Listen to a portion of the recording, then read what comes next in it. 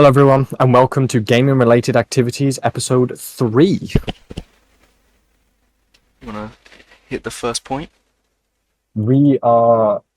The first point is: are games too competitive? So, general game question: Are games too competitive? Yeah, are games too competitive? they are. Look at, let's say, Overwatch 2. You jump into quick play, and you're now stuck in that match. It's called quick match for a reason. You want to get in, do whatever. Oh, you got to do something? Leave. And now you're being punished for doing that. It's disgusting. But I think they're adding something in the new season where if you leave like 5 games or something, you get a 48-hour ban. Yeah, I saw that. It's vile. Yeah, I mean, obviously, I think it works better in competitive having the ban if you leave a competitive game, obviously. 100%. But yeah, I think what you're talking about is how competitiveness has bleed into quick play or like casual play and things like that. I think, in my opinion, a lot of it has to do with the community. And I think the community takes some of their games way too seriously. But also, different people want different things out of quick play. Yeah. I feel like some people use quick play to warm up for competitive. So they're going to try hard and all that in quick play to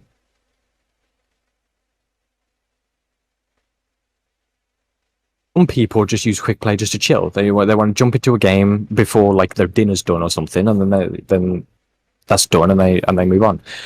So I guess it really depends what the person wants out of it to if it's too competitive. And in general, I think there is a lot more competitiveness in games now than there obviously was before. But then again, remember the old Halos? Yeah. The Halos are pretty competitive. Yeah, but that was because they, I don't think they had ranked back then. They didn't. No. So they had to try in a quick match. Say Overwatch 2016 when it first came out, it didn't have ranked, so you was going to try your hardest in the actual matches. But as soon as rank comes out for a game, that's where you should be focusing it to be competitive and try hard. But it should turn quick play into more of just a fuck around. Same with League. If you go into blind pick, it's full of the sweatiest people ever. So if you want to be new to League of Legends, that's it. You finished already. Your life has to become League just to even have a chance at having fun. You have to consume League only. You have to play League bots over and over and over again because you can't play online. Because the likelihood of you getting into like a diamond lobby, like just a random diamond you're versing now, just because you've queued up as a level 5, is so high. It's weird. Yeah. It also brings up the point though. You say you are new to League and you queue into a game of League. Ideally, you should go against other new players, right? Yeah. Like that's the ideal, so you can get used to the game. Obviously, no one wants to get stomped. If you get stomped in your first 5 games, you're probably going to put the game down. Yeah. But it's also you are new to the game. You to a certain extent, you should kind of expect to get stomped. Because you're new to the game. You don't know anything about the game. That goes for a lot of games. Not just League, but also skill games like Siege or like Overwatch. I think Overwatch is a lot easier to get into than some others. But if you are completely brand new to the game, I think you should, to a certain extent, expect to get stomped. Yeah.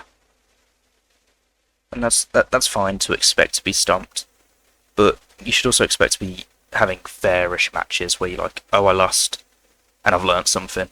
Not I've lost and I had no clue what was happening because they had a grandmaster in my lobbies or whatever. I think yeah, true, but that is also a problem of just the game in general. If the game has a lot of mechanics, I think Overwatch is easier to pick up because the mechanics aren't so bad. And I mean, there's a lot of champions. Like trying to understand what each character does. Like you get hooked by a roadhog, and you're like, okay, so that big fat guy is a hook. Got it. And then you get absolutely speared by an Orisa, and it's like, okay, well, okay, that big horse motherfucker has a spear that can knock me back. Okay, and then that just happens to like for every champion again and again. But in League, there are so many champions. There are so many skins for those champions, so you can barely understand which champion is what.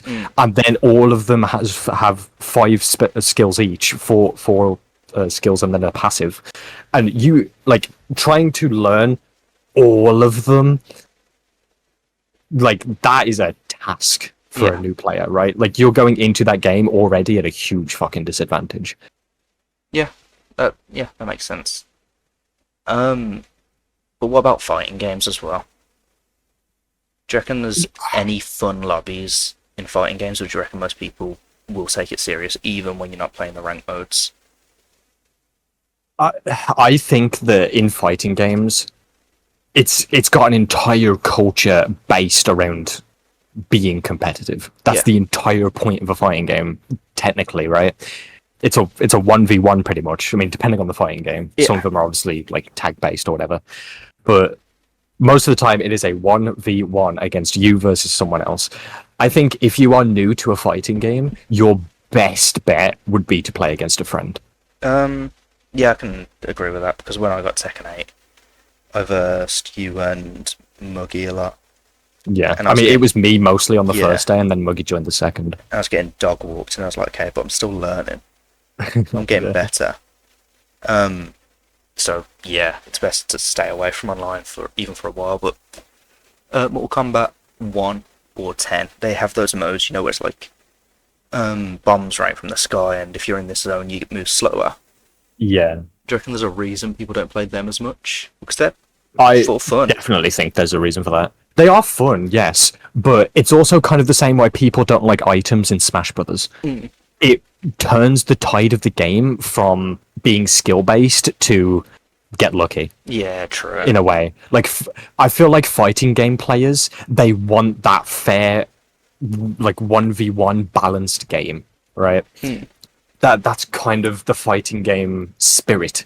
And if you're introducing something of like a map hazard or an item or something that could sway it in the other person's favor, and then you lose to that, feels like absolute shit. So yeah, I think why it's not popular enough is that it feels like shit. It doesn't feel fair in a fighting game. You play the normal game mode. It is your character versus their character. It is a 1v1. You are beating the shit out of each other. It's pure skill at that point. Another reason I think games are too comp is because when you look at YouTube now, it's always like videos or people that are blown up are people that are extremely good at a game, or like professional level tier. It's never someone just having fun usually. There's the odd few, but they've got to be like amazing at games, because that's what people want to watch, is someone amazing at a game, not just having fun goofing around on the games.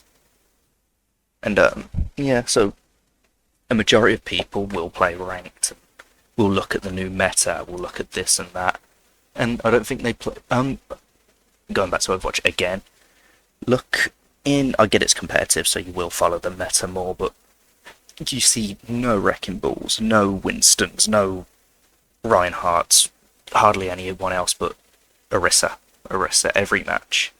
So I get it, you're playing to win, but I've played a few quick plays and it's the same thing, and I'm like, you're not having fun. There's no way you're having fun in quick play. You're just spamming Orisa over and over and over again. It's just, people just play to win in everything now. People watch to learn how to win.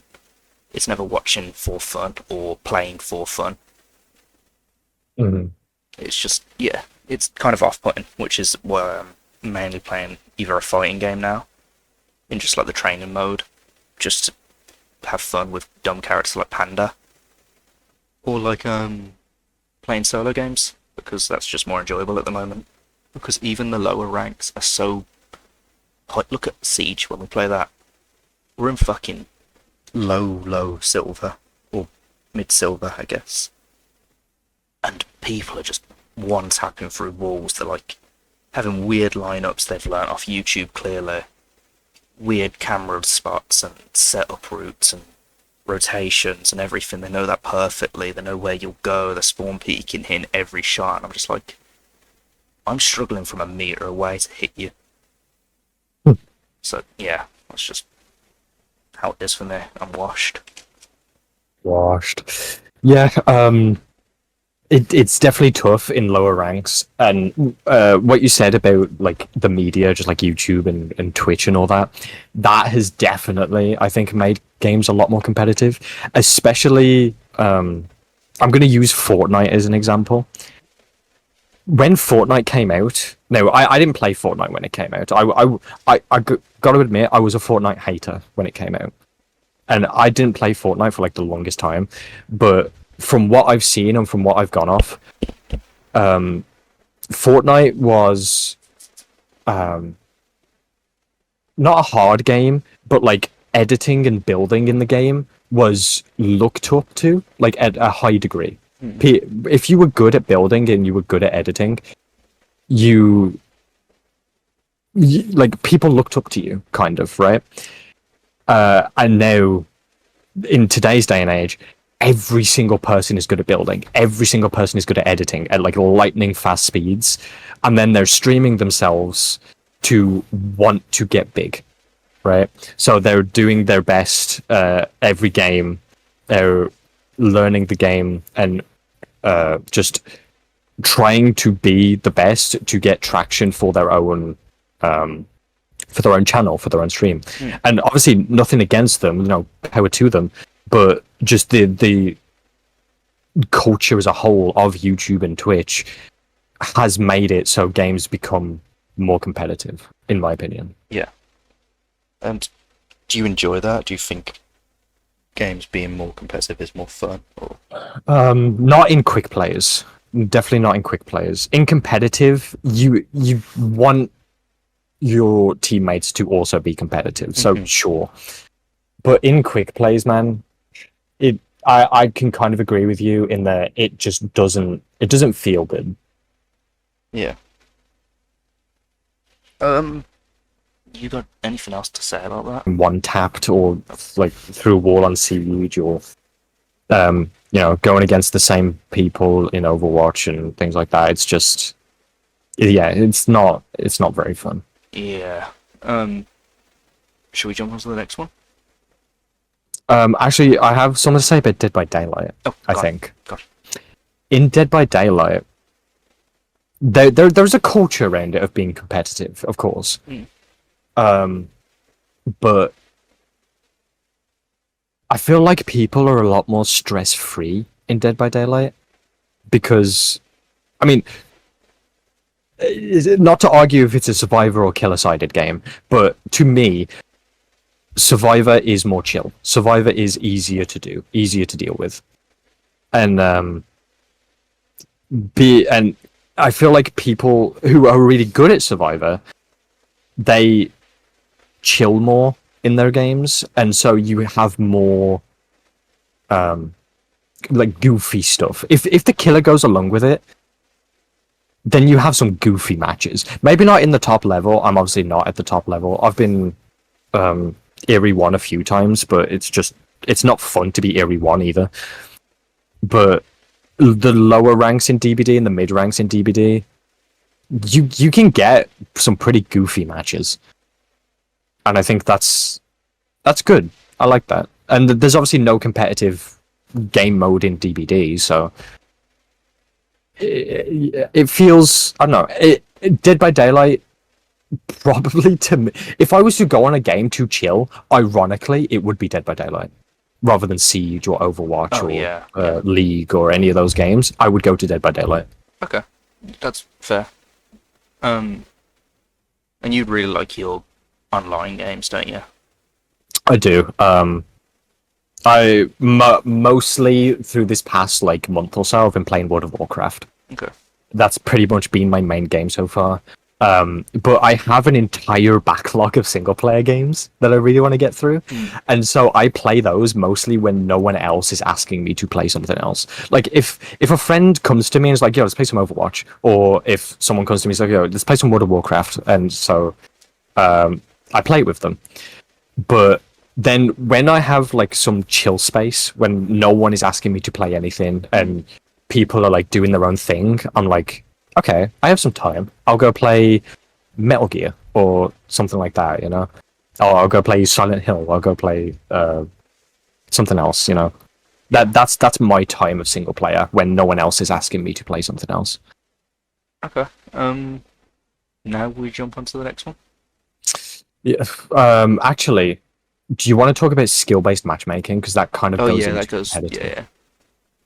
Yeah. So skill-based matchmaking in just any game or every game. yeah, in mostly any game. I'm gonna I run think with- obviously some games do skill-based matchmaking worse than others. I mean, Call of Duty has skill-based matchmaking and has for years, I think.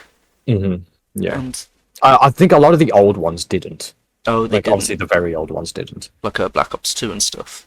I think so. Yeah. Oh, then never mind. Then I can't really speak on this. The last one I played like properly was Black Ops 3, Let me just double check that. because I was gonna say if Black Ops 2 and 1 and stuff has skill-based matchmaking, then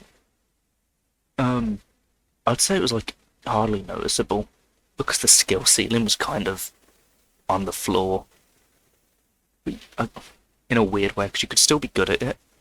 You knew who the good players was and the bad players was, but it weren't hard to be decent at it. You just had to shoot at someone, which is simplifying it, because you got your secondaries, primaries, your gadgets and stuff, shot grenades and stuff.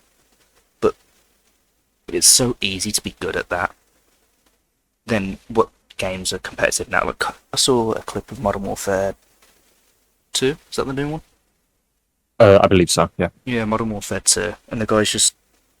he puts a mag into someone, runs around the corner, closes the door, someone opens it, he's hid behind the thing, he does like an assassination thing on a little cutscene, and then he grabs their gun, he spins around, he drops into the fucking sewers or some shit, and I'm just watching, I'm like, I don't know what's happening. And then he starts putting armor on.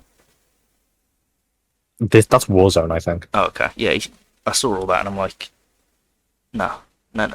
This isn't what anything No. I know.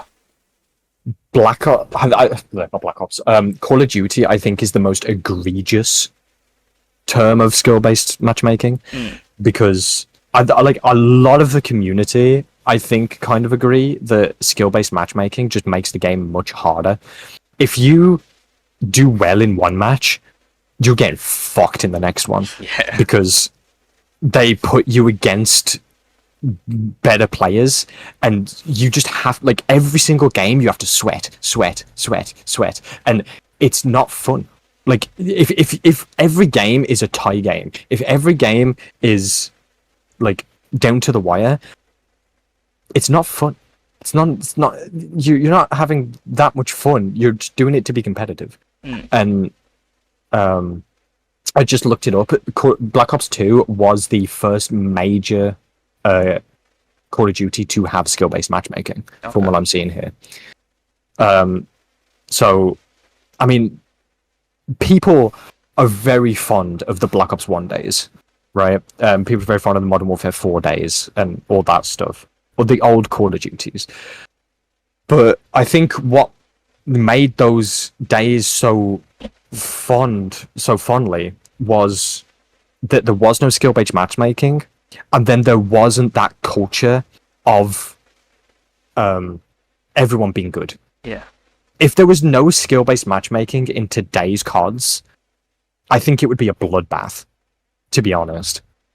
And it really depends. I would love to know a statistic of the amount of people that are good at the game to the amount of people that are average at the game, right? Because I would say we're pretty average. We're average at most games. And going into a Call of Duty match, we would probably get absolutely stomped. Yeah. And again, by those people that you're saying are sliding around and all that stuff. The same thing with Destiny. Destiny has sliding too. It's my most hated movement and mechanic in any game because it's so abusable. Hmm. Sliding is always abusable in any game that it's in, and it's so not fun. And also that, but also crouch spamming. Oh my god, crouch spamming is annoying. That's always been a thing since Halo, though. It has though. It has. Like it's not. It's not the worst thing in the world. It's just when I'm trying to. I just want to jump into a match and I want to hit heads. Yeah. Right. I want to jump into a match and I just want to shoot, like you said in Black Ops 1 and Black Ops 2. If you're good at the game, if you just have good aim, if you can shoot people, you are pretty decent at the game, right? And then it's evolved into this like people using all of these different movement mechanics of sliding around and jumping and all that stuff, which I I understand from the other side as well of like it's part of the game, you know. It's a skill level that you need to learn to be good at the game, and that's understandable. But like, I don't want to be that good at the game. I want to play the game at an average level and just not have to really deal with it that much. I just want to go against people that also have that mindset of, you know, you have good aim, you're decent. Yeah. You're not doing all the fancy stuff. But if you do well, then unlucky, you've now got like 3 games of no fun. Yeah. I mean, you do have those games. You have a really good game, and then you don't have fun for the rest of the day. Yeah, that's how I've been on games recently, actually. One good game on Siege, and then I'm done. For 2 weeks.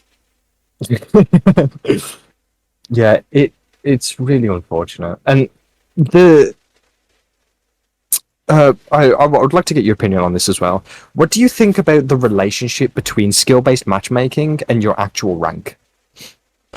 So, what, hidden MMR and... Yeah, because every game pretty much has hidden MMR, right? Yeah. And your actual rank, I feel like your hidden MMR plays more of a part in who you're going against than your actual rank. Oh, yeah, 100%. Actual rank. So, right? So, like, if so, why does that? Why are you even climbing up to the ranks?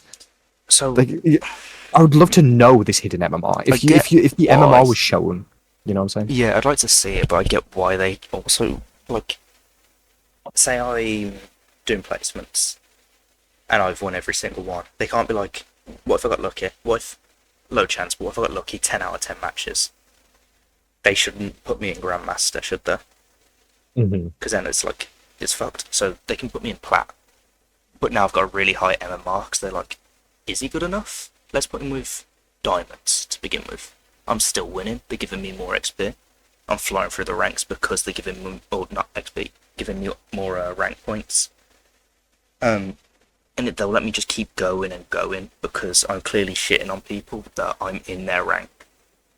Because if they just threw me into the high ranks because I had got lucky and now I'm just ruining their games, I think no matter what, they just need to find your rank to begin with, and they'll never find it perfectly unless it's like, hey, play 30 ranked matches. No one wants to do that. No one wants 30 placement matches. So hidden MMR makes sense in my head. Yeah, because now, again, going back to my Siege, they've seen I do well in some matches, I do bad in some matches, and that's been consistent, so they're like, oh, he's silver. My hidden MMR will be in silver. I am silver. But if I just went out of nowhere, I win this, I keep winning, my hidden MMR will have to go further than my actual rank. So once that's passed into gold, they'll start giving me more and more rank points, so I can go through the ranks quicker because I'm beating golds.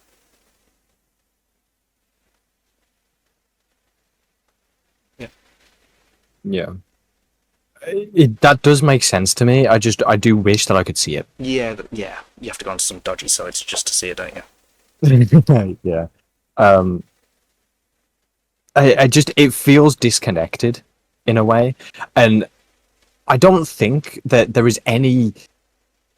I think some games you can play like a grandmaster, and then some games you can play like a bronze. Yeah.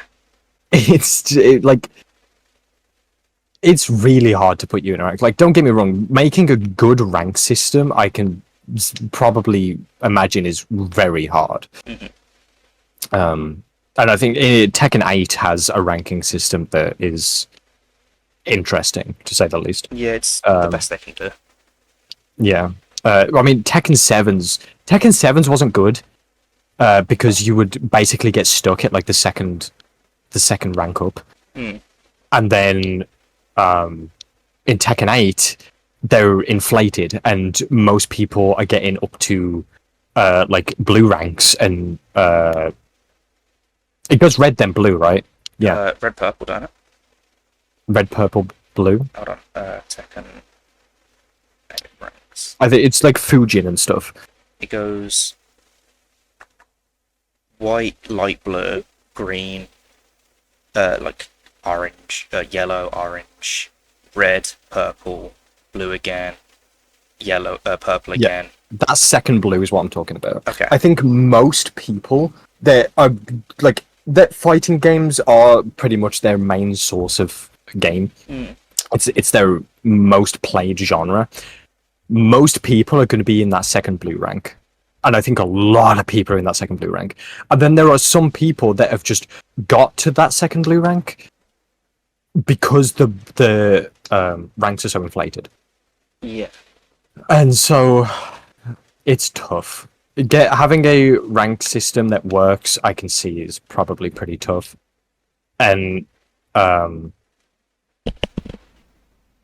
having people that are in games like Siege and Overwatch, having people in lower ranks be as competitive and as good as they are, I don't know. It's difficult, to say at least. You've just made me think of a question. What is your most played genre of games? I mean, depends on the year, really. Currently, some years, current, it's MMO, definitely. I've been playing World of Warcraft more than pretty much anything else. But last year, I was in such a variety. Last year, I played so many story games to get through my backlog. And I also played a lot of first-person shooters when it comes to online. I think my go-tos would be MMOs, first-person shooter, and for single player, I can't say. Somewhat like God of War. I don't really know what genre God of War would be. Action adventure. Yeah. I'd say action adventure games. It's probably mine. What about you? Last year it was probably like city builders and stuff, with a lot of Football Manager in between. And this year it's city builders and stuff, with simulation games in between. Like I played a fair bit of Supermarket Simulator recently. Yeah. Looked at some others. I really liked Hell Let Loose, but I haven't played it in ages because I don't know why. I just never had time. It's not been the game I want to jump on, but I do want to play more of it. That is a little bit of my problem as well. I want to play a lot of games, but I just don't feel like playing them. Yeah. You know? I want to play these story games I have in my backlog, but I don't feel like today's not the day. Yeah. Maybe do it next week. Like I looked at Dead by Daylight earlier. I'm like, oh, I could play that, but not today. Yeah. Like I went to load it up. I'm like, nah. There's no reason I want to play it. Same with Tekken 8. I was gonna go back into that today. I was like, fuck it. So I've just watched YouTube all day, kinda, and played some Overwatch. That's my problem as well. And I think feeling like playing a game is quite rare now in today's day and age. I don't know why. I can't really pinpoint what's different from now to, like, say, 5-10 years ago. But a lot of the games that come out nowadays, you you want to play them, but it doesn't really feel like you want to play them. Yeah. Or they're too expensive. £70 Oh, for they're games oh, like Suicide Squad. I don't want to play that, but like live service games. yeah. Like £60 for that is disgusting. For what it was as well. Did you play it? Suicide Squad? No. Yeah. It's a shame because we were both excited for it, weren't we? I think we talked about it like last year Yeah, I was before going to it play came through it out. together. Saying we were gonna get it. Yeah. And then it came out, and I was like, oh, that's looking not fun. I don't really like live service games as it is, to an extent. Games like Destiny really aren't for me. Because if I miss like an expansion, I'm now behind. I'm at it. I don't really see a point in to keep going and going for nothing. I get that's most games, but like Suicide Squad, I don't get where the goal is. Especially when it's not all out, because I've got to go like, okay, I finished this season. Let me wait 4 months for the next season that's going to be mediocre. I can't think of is Helldivers live service? Yeah, I'd say so. Yeah. Then that's one I'm kind of interested in. But other than that, nah, that kind of game isn't for me. Well, yeah. I'm glad that you brought up Destiny because it reminds me. Destiny has a story, right? Obviously, Destiny has a story. I think every live service game has some semblance of a story, but I feel that the Justice League game is too dependent on its story. Yeah. And the fact that you have to wait to see how the story progresses. I haven't played the game, so my opinion with a grain of salt. But from what I've seen, the game doesn't have enough content to warrant waiting for the story. Yeah. The story is like its main principle. It's its main, like, why you would play for the story. And since it's a live service game, it just cuts you out of that. It makes no sense. Like, if they made it as an actual story game, made it complete, not as a live service, that would be better, no? Like, because it fundamentally, to me, from an outsider, it looks like a story game. Yeah, I agree. But as soon as you get your claws on it, it's like you can probably blast through the story in 5, 6, 7 hours. Mm-hmm. Well, I guess technically World of Warcraft's a live service game. I know it's an MMO, Yeah. but and so it's I mean, I League. think all MMOs are pretty much live service, right? So I guess there are live service games, but when I'm thinking of live service, I'm thinking of games like Destiny or Suicide Squad. Same. Sea of Thieves is one. I really enjoy that game. But there's not too much. There's probably a lot to do now, but back when I was playing it, there weren't too much to do.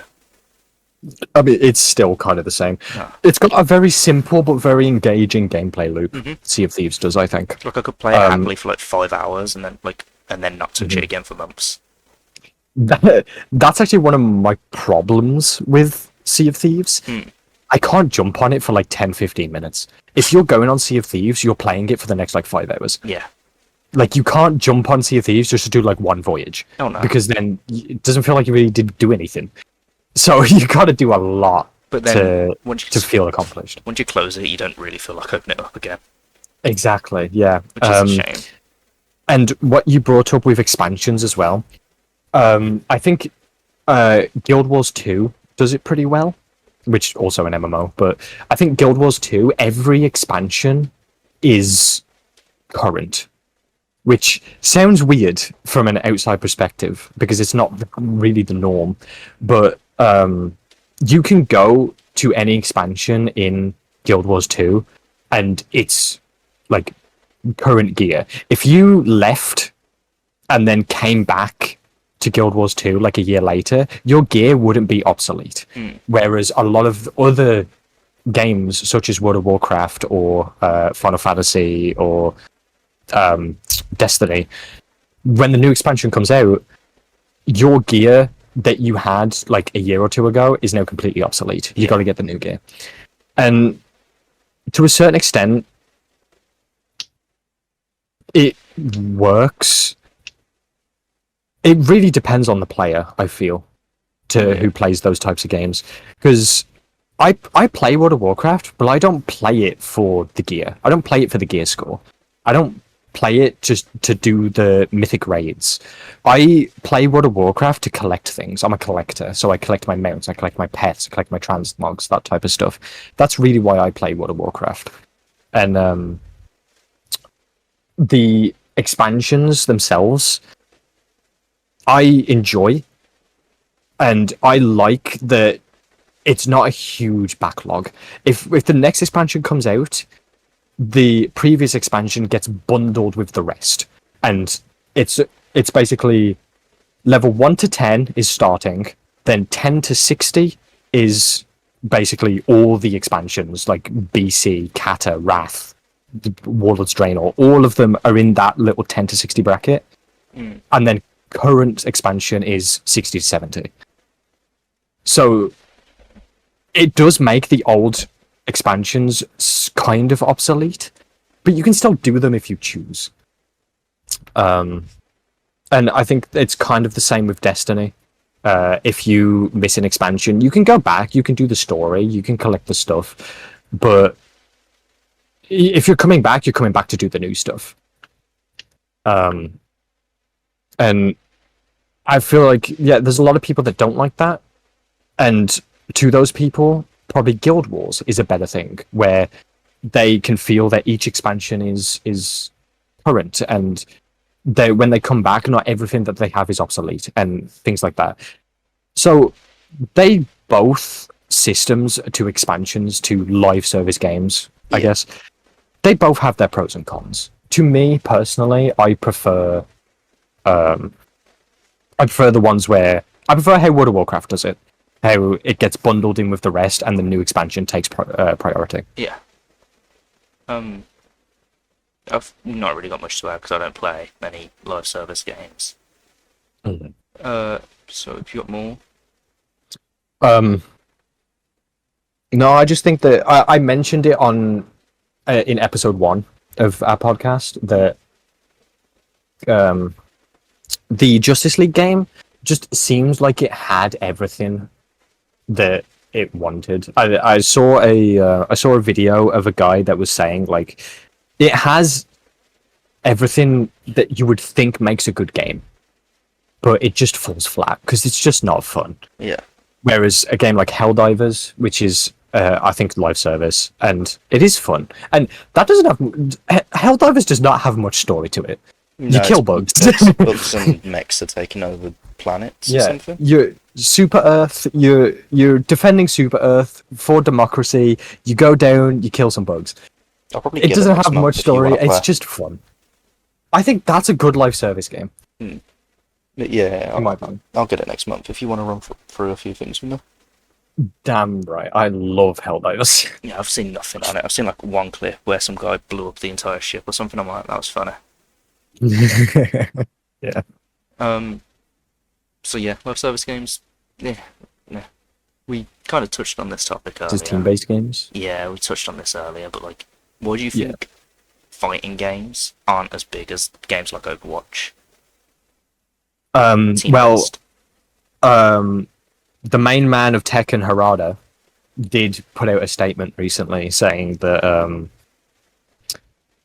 what was the exact statement? Younger players prefer team-based games because they can't blame losses on others.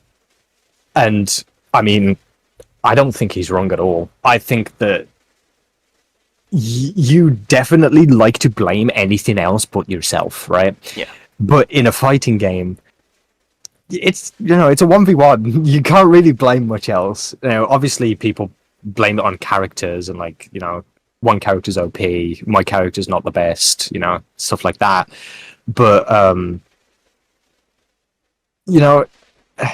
it does come down to fighting games are just a lot harder to get into. Yeah. I think it's a lot more like you need to go into the lab and you need to just practice. You can't just jump into a fighting game. I feel like you can just jump into Overwatch. Mm. Like you can jump into it with a team, and it's not you're not going to do well, but you're gonna you have a team behind you. Whereas in a fighting game, you're just dropped into the middle of it. You're alone. You learn all of the things that your character needs to do. Otherwise, you'll get stomped. And as similar to what we were talking about before, of if you're new to the game, you should expect to get stomped. In a fighting game, I feel like that stomping is just prolonged. Yeah. Like you can get good at Overwatch within like a week. A fighting game, you'll get decent in like a month. And that's pushing it. That's really good. Decent fighting. Yeah. Um, It's fighting games are just hard to get into in general. Yeah, but they're so fun to watch, in my opinion. Like, Yes, they are. Like a close fighting game is so like much more intense than like a close Call of Duty match. Mhm. It's like, but they're still seeing more views, COD. Like, maybe because it's a bigger name, or maybe because the people that play it can watch, be like, oh my god, I can learn from this. But even like fighting games I don't watch, like fighting games that I don't play. Sorry, I'll watch some stuff on, like that Guilty Gear game. Saw some stuff on there. I was like, that looks really cool. Is it Guilty Gear Strive? Guilty Gear Strive, yeah. Yeah, I saw some stuff on Street Fighter 6. I don't play that, but I still see stuff and be like, oh, that was really cool. But I won't watch competitive, I don't know, Siege, Overwatch. I just don't find it interesting. I find it more fun to watch a fighting game because it just looks cooler. Just the atmosphere's more exciting, and when they win, it just you can feel it somehow.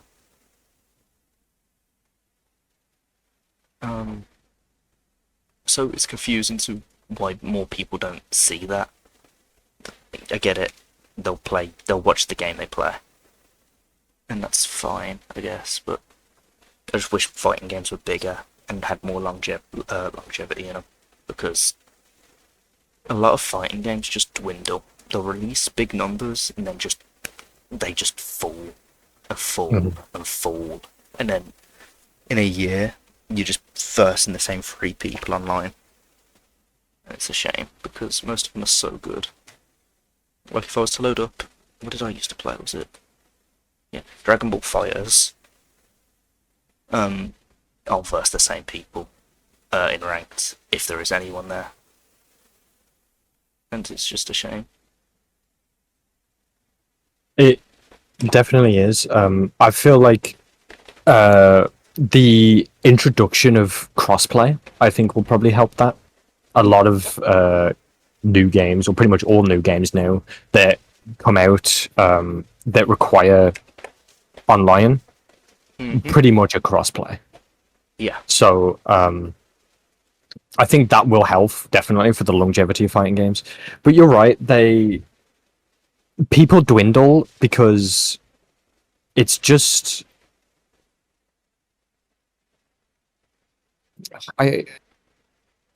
they're a hard genre. It's probably one of the hardest video game genres to really master and perfect. And I mean, some of them they do last. Some of them do last for a very long time. Like Tekken 7 was still going pretty strong to the end of before Tekken 8. Oh yeah. The one that we have quite opinions on, Ultimate Marvel vs. Capcom 3. Yeah. That still had a pro scene.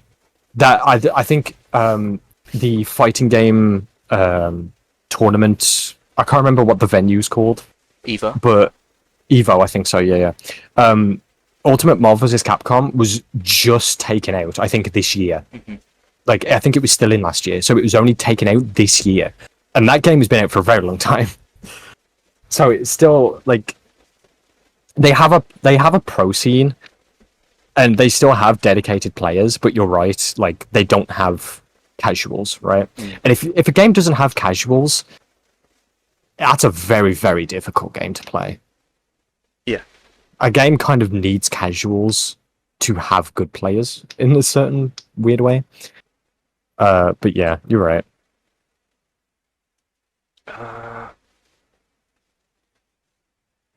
That's all I've got to say on that.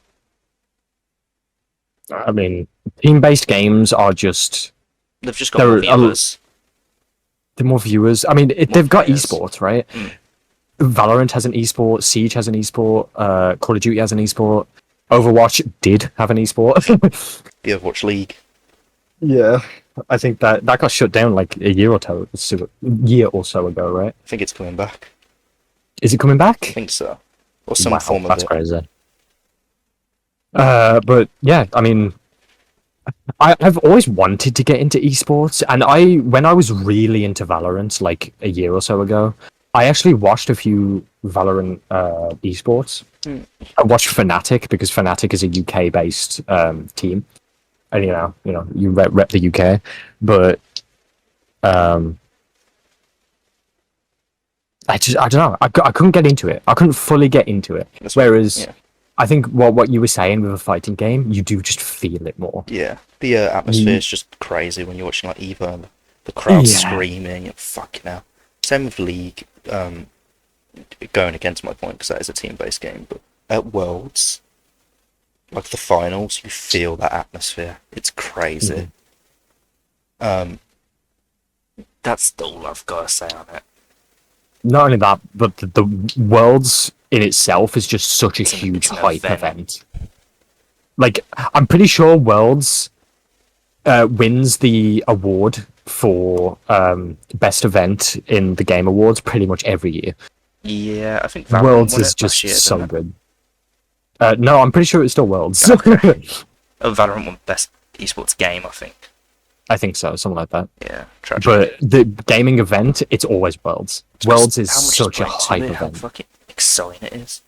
Yeah, The build up to it, the songs, the animations, the teams, the the shit songs talk. are phenomenal.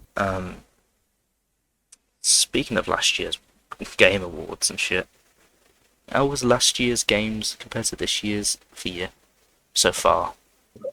So far, for me, this year has, I wouldn't say it's been disappointing, but it's been slow. Mm. You know, like, it's not been the best. Last year just had so many bangers. Yeah, last year was really good. Tears of the Kingdom, sorry, Pikmin 4. It had that on Switch. Was it Company of... Oh, fuck. Company of... I'll forget its Company name. of Heroes? No, it was like a Switch, Advanced Wars or something. Super Mario Bros. Wonder, this is still on Switch. Baldur's Gate 3, which eventually we'll talk about. Spider-Man 2, Jedi Survivor, I didn't play it, didn't like the first one. I know, it's stringing me up by my throat. Street Fighter 6, Mortal Kombat 1, Starfield, didn't play it, don't care. Alan Wake 2, Liza P. Dredge, did you play Dredge? I did not play Dredge Dredge. was fantastic. Dead Space remake, Resi 4 remake, Fire Emblem Engage at the start of the year, Octopath Traveler 2, Blasphemous 2. Blasphemous 2 was last year. Apparently so. I Oh thought wow, I thought it was this year. I thought it was this year, but apparently it was last year. Texas Chainsaw Massacre game, which I really liked. It was fun. It's a shame that it was destined to die. Kind of. I mean, Dead by Daylight killers just don't work. Yeah, they don't kill. But No. Texas Chainsaw Massacre was the closest one I've saw, really. Especially Yeah. considering it was just Bubba and his family. Mhm. Like, the maps in it were great. The fact you've got different tasks to do and different ways to escape. You've got different killers doing different things. Different survivors with different things. A massive skill tree. It had all the, like, things to be a good game. And it was a good game. It just... What a shock. It became too competitive too quickly. I mean, that's a very good point, yeah. But the problem with Dead by Daylight killers is that how are you going to go toe to toe with the same game that has Michael Myers, Freddy Krueger, Pyramid Head, Chucky, Xenomorph? Worst bit is it even has Bubba. It even has Bubba. Yeah, it's like going against DBD that has so many licenses already. It's just, Like, I get it. They try to do something different and it works, but fuck me. I played it, Dave. No, week of release, not there. Loved it. Had so much fun. And then I had like a lot of work stuff come up, so I couldn't play any games for a bit. And then I come back like a few weeks later. People were escaping in seconds, or the killers were getting kills in seconds, finding survivors, hunting them down in like literal like within a minute of the match, someone's dead every time, and I'm like, what? They knew the spawns, they knew where to go, Bubba knew what walls to break and which. It's just crazy. I was like, okay, fuck this. It comes back around to it being too competitive. Mm-hmm. People get really good at games because people can. So, like, some of those people just have the time to play day in, day out and just learn everything, and then it becomes less fun for the people that are in that same game. Then that's kind of what skill-based matchmaking is supposed to do, and it fails in that aspect. No. Of taking the people that like really min-max the game out of the games of the people that just want to play casually. Yeah, it doesn't put me with the idiots that are like me. It puts me with the monsters that are sneaking in. And I don't get it. Where's my group of morons? I want to play with them. It also had Metroid Prime remastered, again another Switch game. Oh, true. Armored Core 6, like last year was so good, and this year so far. Remnant 2 as well. This year so far has had Dragon's Dogma. I don't know. You've seen that? I have seen that. It came out to Final Fantasy VII Remake Part 2. Jesus. Wait, I just look. Okay. You can see my screen right now, right? 1 second. What's up? Yeah. This is all of the things that came out in 2023, all the ones in my library that came out in 2023. And then this is 2024. Which, to be fair, it's only like a few months in, but... Yeah, but do you want another big part of that? Most of those are indies. About half of them are indies. Of 2023? No, of yours, 2024. Power World and Helldivers. I don't think Helldivers was an indie. Really? Because it was backed by Sony, right? I have no clue if it was an indie. I could be wrong. I thought it was backed by Sony. Oh, it might be. Power World was yeah, the definitely publisher indie. was Sony Interactive. Oh, never yeah, mind that. by Sony. I just never heard of the thing before.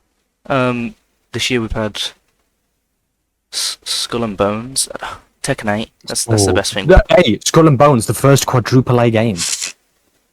We've had Snow Day. We've not had much so far. And I get It started off strong with Tekken 8. It's but April. Then Don't get me wrong, there's some games coming out this year I'm really looking forward to. World of Goo 2.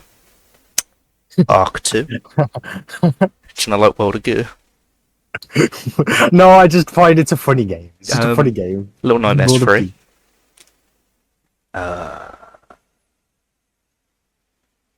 Yikes. Frostpunk 2, which I'll run on in a second. We've had Persona 3 remake. We've had bits. We have had bits and pieces.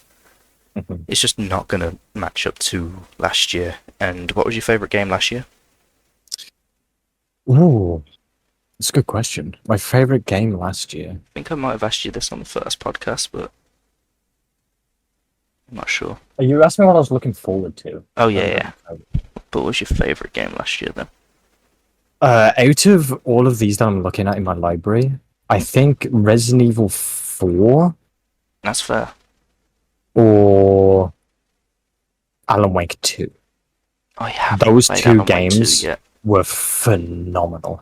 I loved Alan Wake 2. Absolutely loved it. I loved Resident Evil 4. I loved Sons of the Forest as well, that came out last year. But that Sons of the Forest has got a close part of my heart because that's where my group first started playing together in the original Forest in virtual reality, and that was so fun. I played a little bit of Armored Core 6, was really good. Dead Space remake, ooh, that also contends to one of my favorites. Have you seen what I they said? loved the Dead Space remake. Have you seen what they said about that? Oh, it No, didn't what sell was well it? enough, so they're not going to remake 2. Really? I think so. I think I saw that the other day. Oh, that is a You shame. might want to fact check that, but I'm pretty sure I saw that. My game of the year last year Oh, was EA shoots down Dead Space 2 remake. No validity to the story. yeah. It's just that EA shelved Dead Space 2 remake. EA denied, saying there was no validity to the story from the other project. So it's great. Not just been on the other projects for a year. I mean, if that is a shame if that's the case. If Dead Space 2 got canned, that's Yeah. a big shame. My game of the year last year was Pikmin 4. That's because Pikmin's like so close to my heart. It's even in the thumbnail now. Pikmin's just like beyond a childhood game. That game, those Pikmin 1 and 2 mean so much to me on a personal level. So Pikmin 3 came out in 2012, maybe 13, don't really remember, but it was my least favourite of the franchise at the time. And then 1 and 2 got ported over to the Switch, 3 got ported over to the Switch. They released 4, and I was like, okay, 4's going to be good. My fucking god, I fell in love with that game. I've played for it 1.5 times, which doesn't sound like that much, but every second I've enjoyed, and there's not a time where I'll like... There's not many bad things about that game I can say, and I can play it over and over again. Same with 1 and 2. Tears of the Kingdom was fantastic, but I think they've run that kind of style out now. I feel like they should leave the open world Legend of Zelda like, be for a bit and go back to like an Ocarina of Time kind of thing, like, or a Link's Awakening, or Link to the Past, I think it was called. Just an old style kind of game for a bit. Though Tears of the Kingdom and Breath of the Wild are crazy good. But other than that, the last year was just full of non-stop good. This year, I completely forgot 1,000 Year Door's being remade. The old Paper Mario game. Yeah. So that's being snagged within seconds again. I'll probably be there on first day it releases again. Just yeah. RimWorld Anomaly is out now. I'll get that soon. I just want to play through the beta. I've just got tons to play through at the moment, and I don't want to get it, start it, like it, stop playing, restart, not enjoy it as much because I'm going through it all again. So I'm leaving that. But Frostpunk 2, its beta comes out in 50 minutes. And I've got access to it because I bought the deluxe edition. And that's the problem right there. I had to buy the deluxe edition to play a beta of a game, when betas used to be free. Betas used to be something everyone could play. And you gave your opinions on it, so the developers, they could see like the community, like, oh, I didn't like this part of the game, and they could see everyone. They could see fresh players, new players, like veterans of the games, like people who've dabbled in it, people that have never touched it. So the fact you have to shill out £63 to play the beta is absolutely disgusting. And it's becoming more and more common in games. Like, hey, you get access to the game 72 hours early. That's one of the bonuses for getting the deluxe edition. Or you get to play the beta. Like, no. That's not how it should be. I have nothing but high hopes for this game. I reckon it'll be my game of the year. But to make people pay to play a beta is evil. It's bad. It shouldn't be a thing. Especially from an indie studio. That's crazy to me. not only to play for beta, but there's also a bunch of like extra stuff in a lot of different games. Like, what's your thoughts on like? Because even Helldivers do this. Like, Helldivers isn't perfect. Where if you bought the deluxe edition or whatever of Helldivers, you get a armor set. You get a free armor set. Is it a good armor set? It's good. You basically get a power right at the start of the game that other people don't get until like they've done a few missions, pretty much. But after that, and after you get that power, that armor set is pretty much purely cosmetic at that point. So, what are your things on like cosmetics and stuff being in deluxe? I can accept it more as long as it's okay. Say that armor one, if that's endgame armor you're getting for pre-ordering, and you get, and there's no better armor than it, that's a huge issue. If it's only unlockable if you've pre-ordered it, huge issue. But if it's like mediocre armor, it'll keep you going for the first few levels or whatever. Fine, it's more tolerable. But if it's endgame shit, no, I can't accept that. Like, I don't know. I'll quickly talk about Frostpunk 2 again because it's literally coming out soon, and it's the one I know the most about. But so you know what a sea builder's like, where you get different items, and most of them have really good. So in the deluxe edition with Frostpunk 2, you get play the game 72 hours early. You get access to the beta. That's 2 of their positives, by the way. That's 2 of 1, 2, 3, 4, 5, 6 of their 6 things is early access twice. That's not great. One's a digital art book and soundtrack, so we're really pushing our luck now. That's free, wasted. 4 is an exclusive in-game item. I don't know what that means. If they could be more specific, that'd be great. But if you're locking content, I'm sure it's not going to be that major. But if they're locking content behind me having to pre-order it, the deluxe edition on top of it, that's shocking. So I don't think, especially in single-player games. No, in fact, no. No matter what, there shouldn't be exclusive in-game stuff if you buy the deluxe edition that you can't earn elsewhere, even if it's a lot of grinding to earn it. If you unlock it quicker, that's fine. But if you put this massive £30 paywall behind it, that's awful. You also get the Warm Flesh novel. So this is 5 out of 6, by the way, now. And the best thing we have is play the game 72 hours early. And the final thing is free DLCs. Like, you get free pieces of DLC after the game's launched. Which is the best thing, I guess, but fucking hell, like, for £30, it's just weird. And Frostpunk 1's DLCs, I'm going to speak about this in a video I'm doing, they're so mixed. You've got one amazing one absolutely dog shit, and one that's like, yeah, it's okay.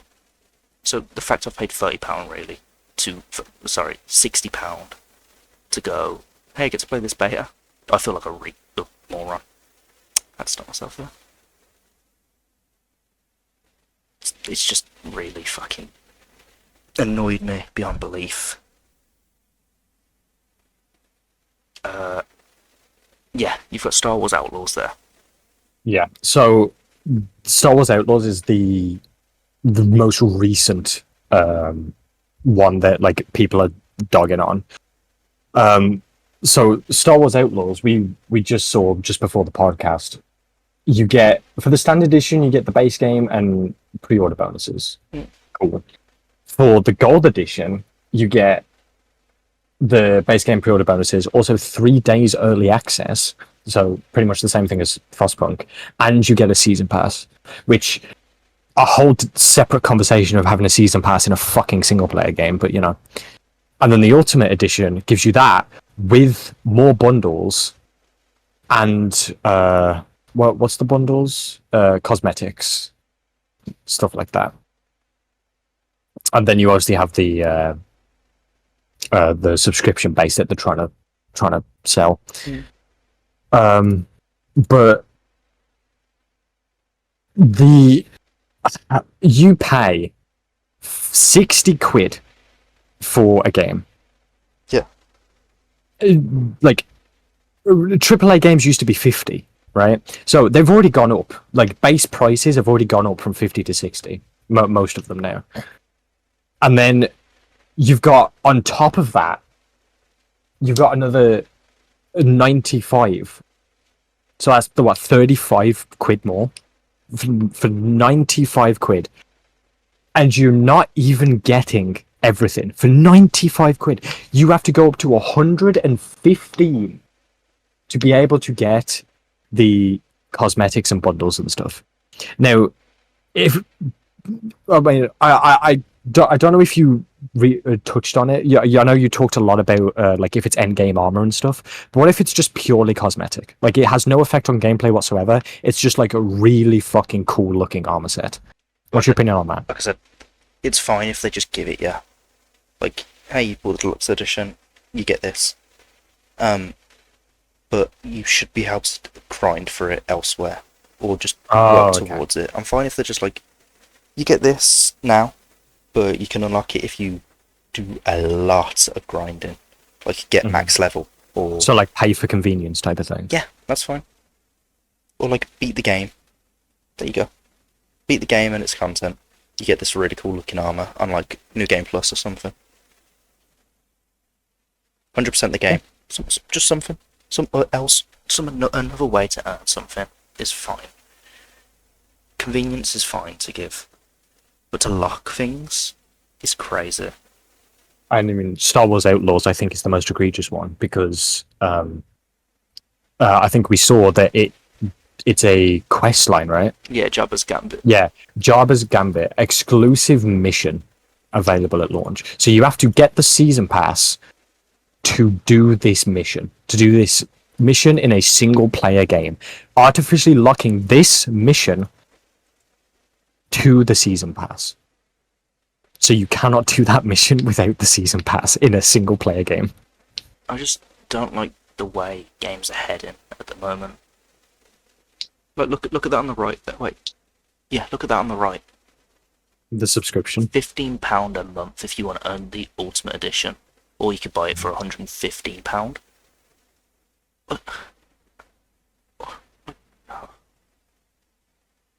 Subscriptions are so fucking bad. Yeah, so a lot of people rave on about Game Pass.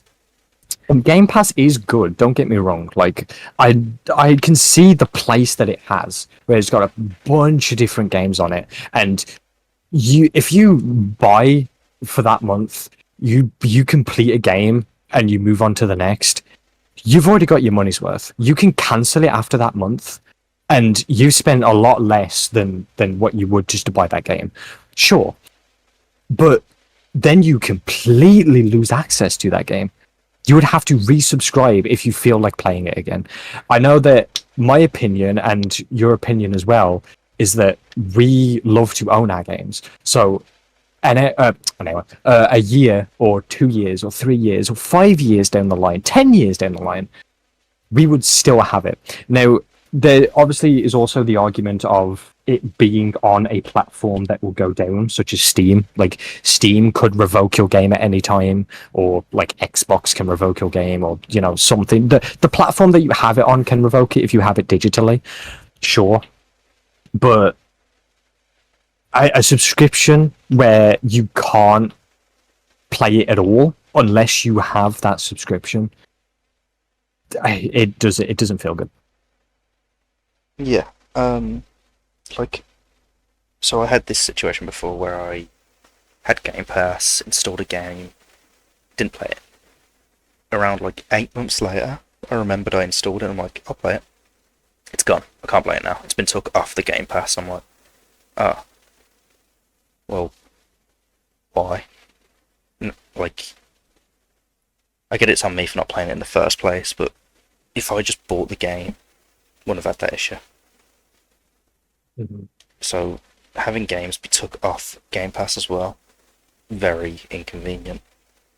And I get why they do it, I do, but it's just, yeah, I don't really like the Game Pass. I don't like subscriptions, especially small subscriptions like, I don't know, Ubisoft Plus, where it's like, hey, you can play Far Cry 3, 3, 5, and the Assassin's Creed games. I'm like, okay.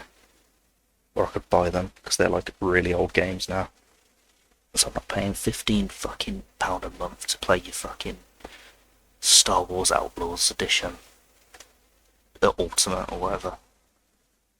Yeah, it's not it. Yeah, I don't like subscription based things. I can see how it has a place, and people that struggle financially, it's probably a godsend, right? Yeah. Having that amount of games you can choose from with just a £10-15 a month, I'm sure it's a godsend. But I would say that we're pretty avid gamers, right? Like we play games pretty much every day, and we like to own our games, quote unquote own. I do have a lot of games physically, but obviously on PC that's not really an option. So pretty much like 80% of my game library is on Steam. But I would still say that I own those games on Steam. You can argue against that, you can't, sure, but like I have enough trust in Steam to not just revoke a game that I have, you know? I don't think Steam's going down anytime soon. Yeah, So no. I think I'm pretty safe when it comes to that.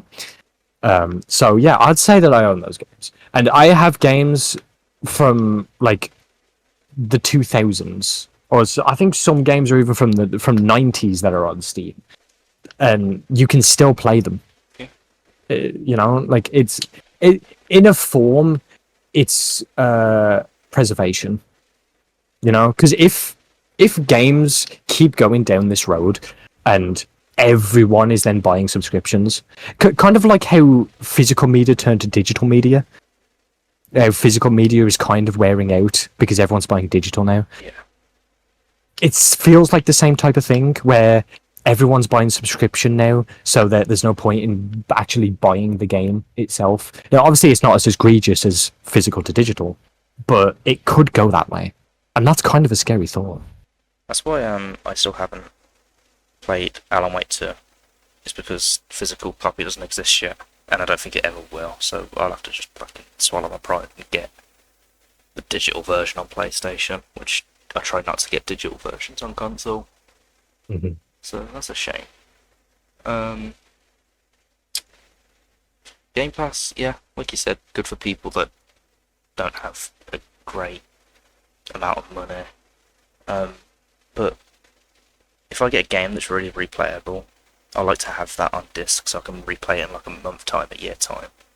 Mm-hmm.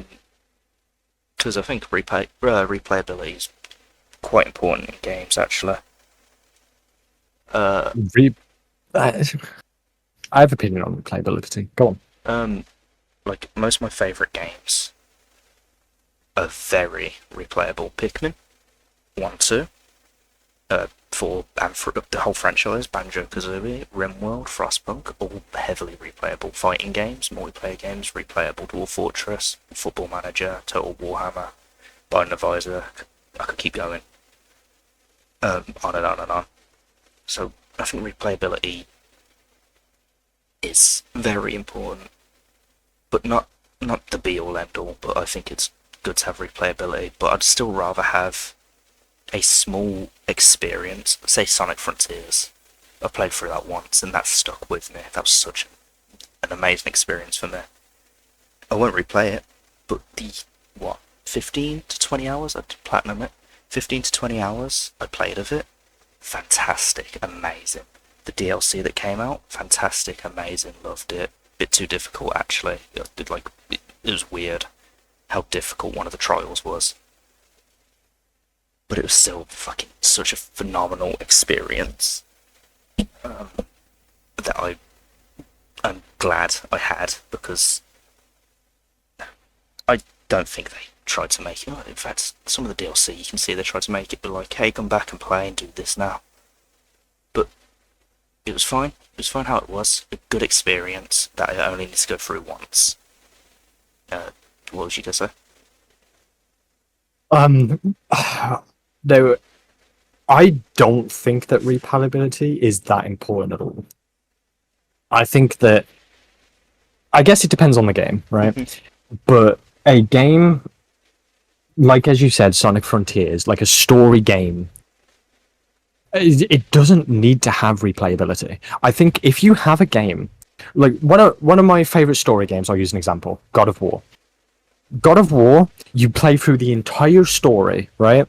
And then once you finish the story, you can do other stuff. There are collectibles that you can get, like Odin's Ravens, or the sets of artifacts and stuff.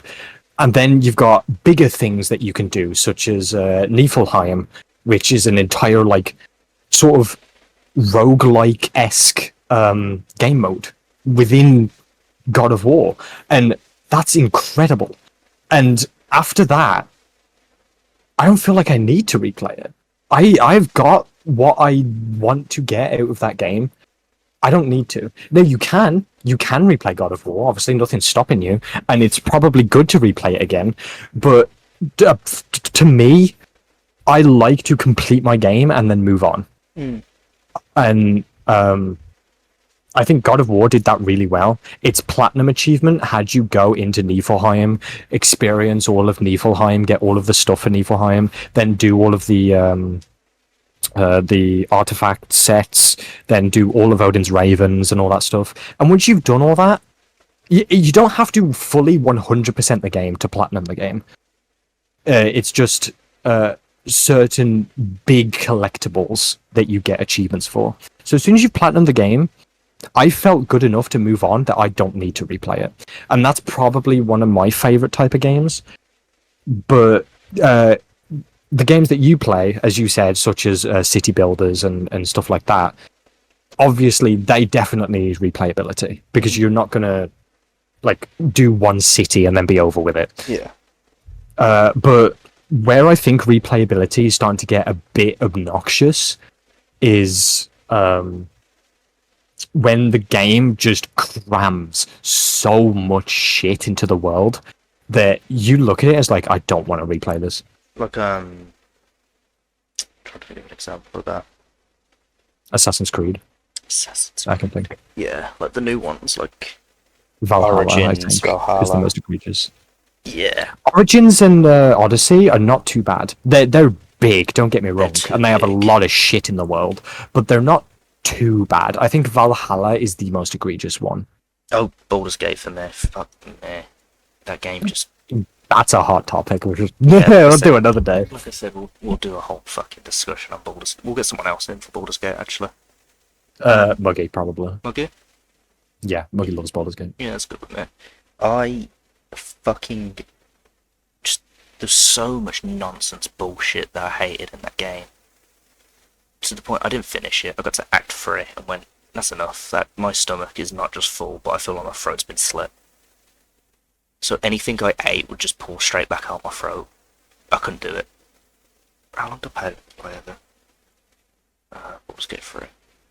43 hours. And yeah, that's tons. That's too much. I felt abused by the end of that game. But yeah, we'll talk about that a different time. I get what you mean though. Replayability isn't, like I said, it isn't the be-all end-all. A good experience is over replayability. 100%. But replayability is nice to have in a game. Like, I'll never, ever load up God of War Ragnarok again. But I can happily load up, like, Resident Evil 4 remake. I'll happily load that up again. Or Resi 8 or 7. Very happily. Resident Evil is definitely, in my opinion, one of the most replayable series of games. Yeah. It's kind of built for it, and the entire community has been built around it. Like, there's so many Resident Evil content creators doing challenge runs Yeah. and stuff like that. You know, it is Resident Evil is so good for replayability. Oh, it's fantastic. Like, the whole franchise from beginning to end. It's. I don't think there's one that's not been like, hey, replay this. Okay, I'm going off main games, by the way, not fucking like DS Game 27, like the arcade machines. I'm going off 1 through 8 right now. 0 doesn't count either, because that is absolute fucking horseshit of a game. That is dog cock. It's a bad game, but it's still replayable. Yeah. I would argue. Yeah, I'll give you that. It's still replayable of a game. It's a bad game, but it's still replayable. 1 through 8 really enticed you to replay again. It's like Leon A, Leon B, Claire A, Claire B, bit too much. But you had all that. Resident Evil 8, you got like the CP to buy like different weapons to start the game with. Like you can walk in the fucking village with a lightsaber. Okay. Yeah, they have challenges, don't they? In each of the games, they have challenges that you can do that offer replayability. I remember in Resident Evil 2, Resident Evil 2 was like my real first go at Resident Evil. Sorry, Resident Evil 2 Remake, not the OG. Resident Evil 2 Remake was my real first go at Resident Evil. Because I didn't grow up on it. I grew up with 4, and I really, like everyone else, I enjoyed it. Not to the extent of I'll run with this later. But carry on. Okay. But my parents used to play Resident Evil a lot, and Resident Evil was always there in my childhood, but I never played it myself and grew up with it. And then when Resident Evil 2 Remake came out, that's when I fully dived my teeth into Resident Evil, and since then I have played every single Resident Evil apart from 0. I haven't played 0 yet. But I've even played some of the really weird ones, like Resident Evil Survivor, which was a railgun shooter, and stuff like that. And Resident Evil 2 Remake really started that fire, so much so I started to speedrun the game. It actually gave me a passion for speedrunning. And I started to speedrun Resident Evil 2, and in turn, I got some of the achievements. Like in Resident Evil 2 Remake, there is a achievement to do 16,000 or fewer steps, I think. Mm-hmm. And I did that without even knowing, because I was speedrunning it. And I only had a few left for the platinum, so I finished Resident Evil 2 Remake, got the platinum. Resident Evil 3 Remake came out. Not the best, I'll talk about that later. But then a Resident Evil 4 Remake came out, obviously.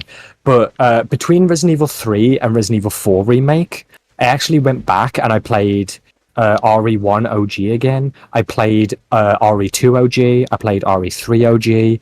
I played Resident Evil Survivor, as I said. I played Resident Evil Code Veronica, or just like all of the ones that I pretty much missed. I played them all, and it is phenomenal how replayable those games really are, in how they give you stuff, they give you rewards for redoing it. And then even if you do everything within the game, there's a big modding community, like randomizers. I absolutely love randomizers in Resident Evil. It's like some of my favorite content to watch. It's just so funny. And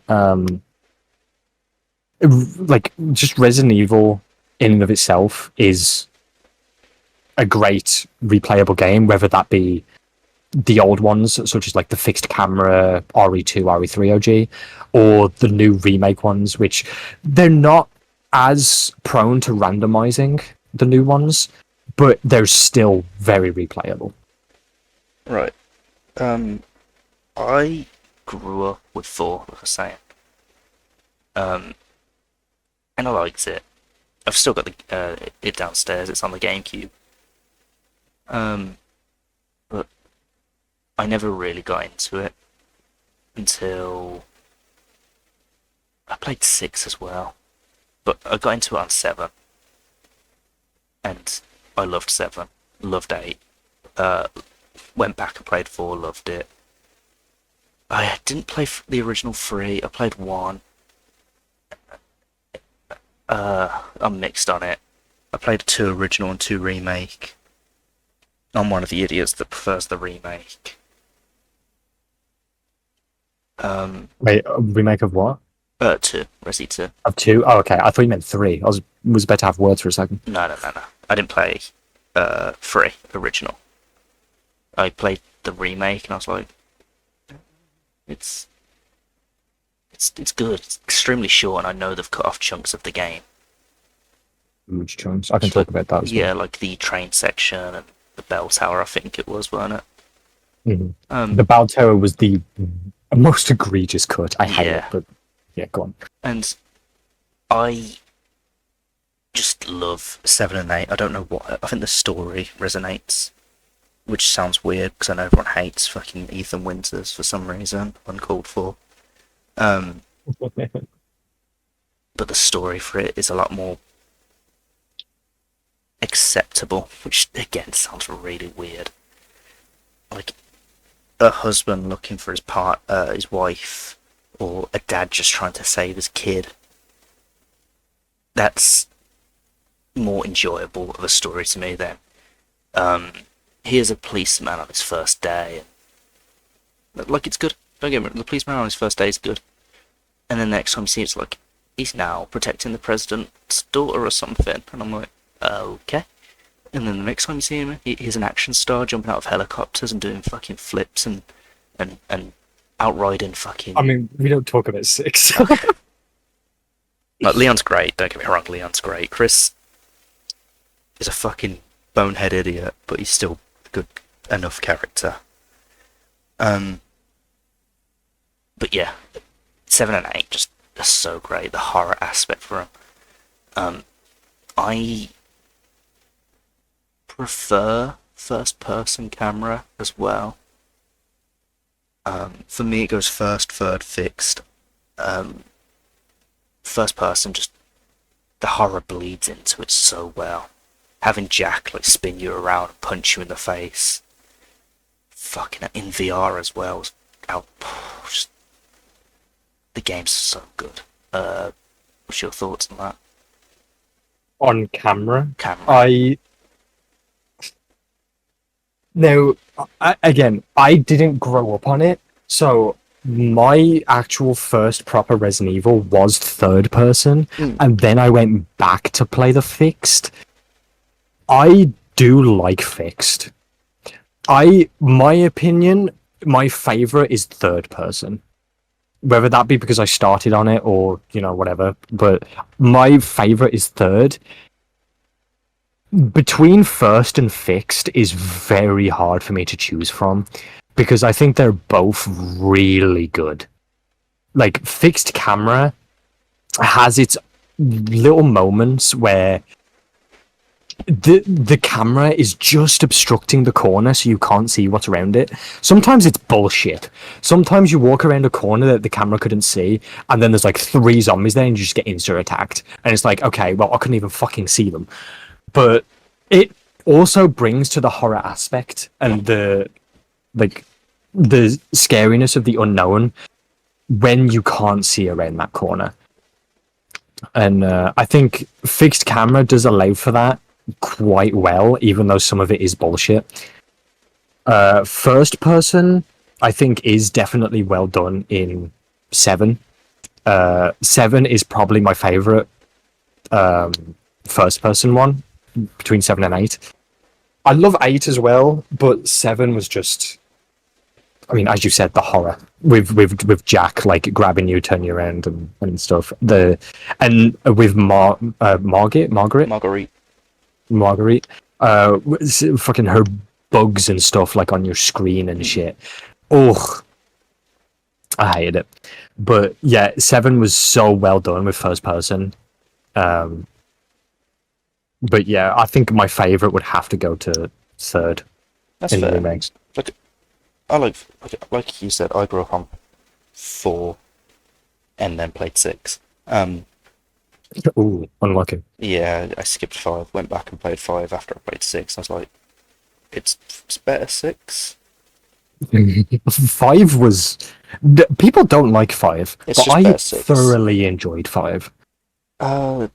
I'll see how the remake goes. It's inevitable. I hope 5 remake is great. They won't remake 6. I hope they will. I hope they do. No, I don't hope they remake it. I hope they redo it. They won't. They won't. They'll remake Resident it Evil or 6. won't do it. I mean, whatever they do, I trust in Capcom enough. Yeah, they're on a hot streak. Resident Evil wanna start 3 cracking stuff. remake was kind of, not it. But I don't know if this is true, but I also heard that Resident Evil 3 remake was done by a B team rather than A team. I heard that as well. So if that's true, just keep the remakes to the A team and we should be good. Or tell B team to stop cutting shit out. Because Resident Evil 3 remake was good. It's a good game. But for Resident Evil 3, like, some people hold Resident Evil 3 to such high regard, the OG one. It's like their favorite Resident Evil. And it's great. It's a great Resident Evil, the OG is. But man, the remake, taking out the clock tower, taking out a lot of the I think they took out some of the city as well. And Barry's death at the start, it was such, it was a shame. It was a shame what they did. I kind of get it, but it was damn a shame.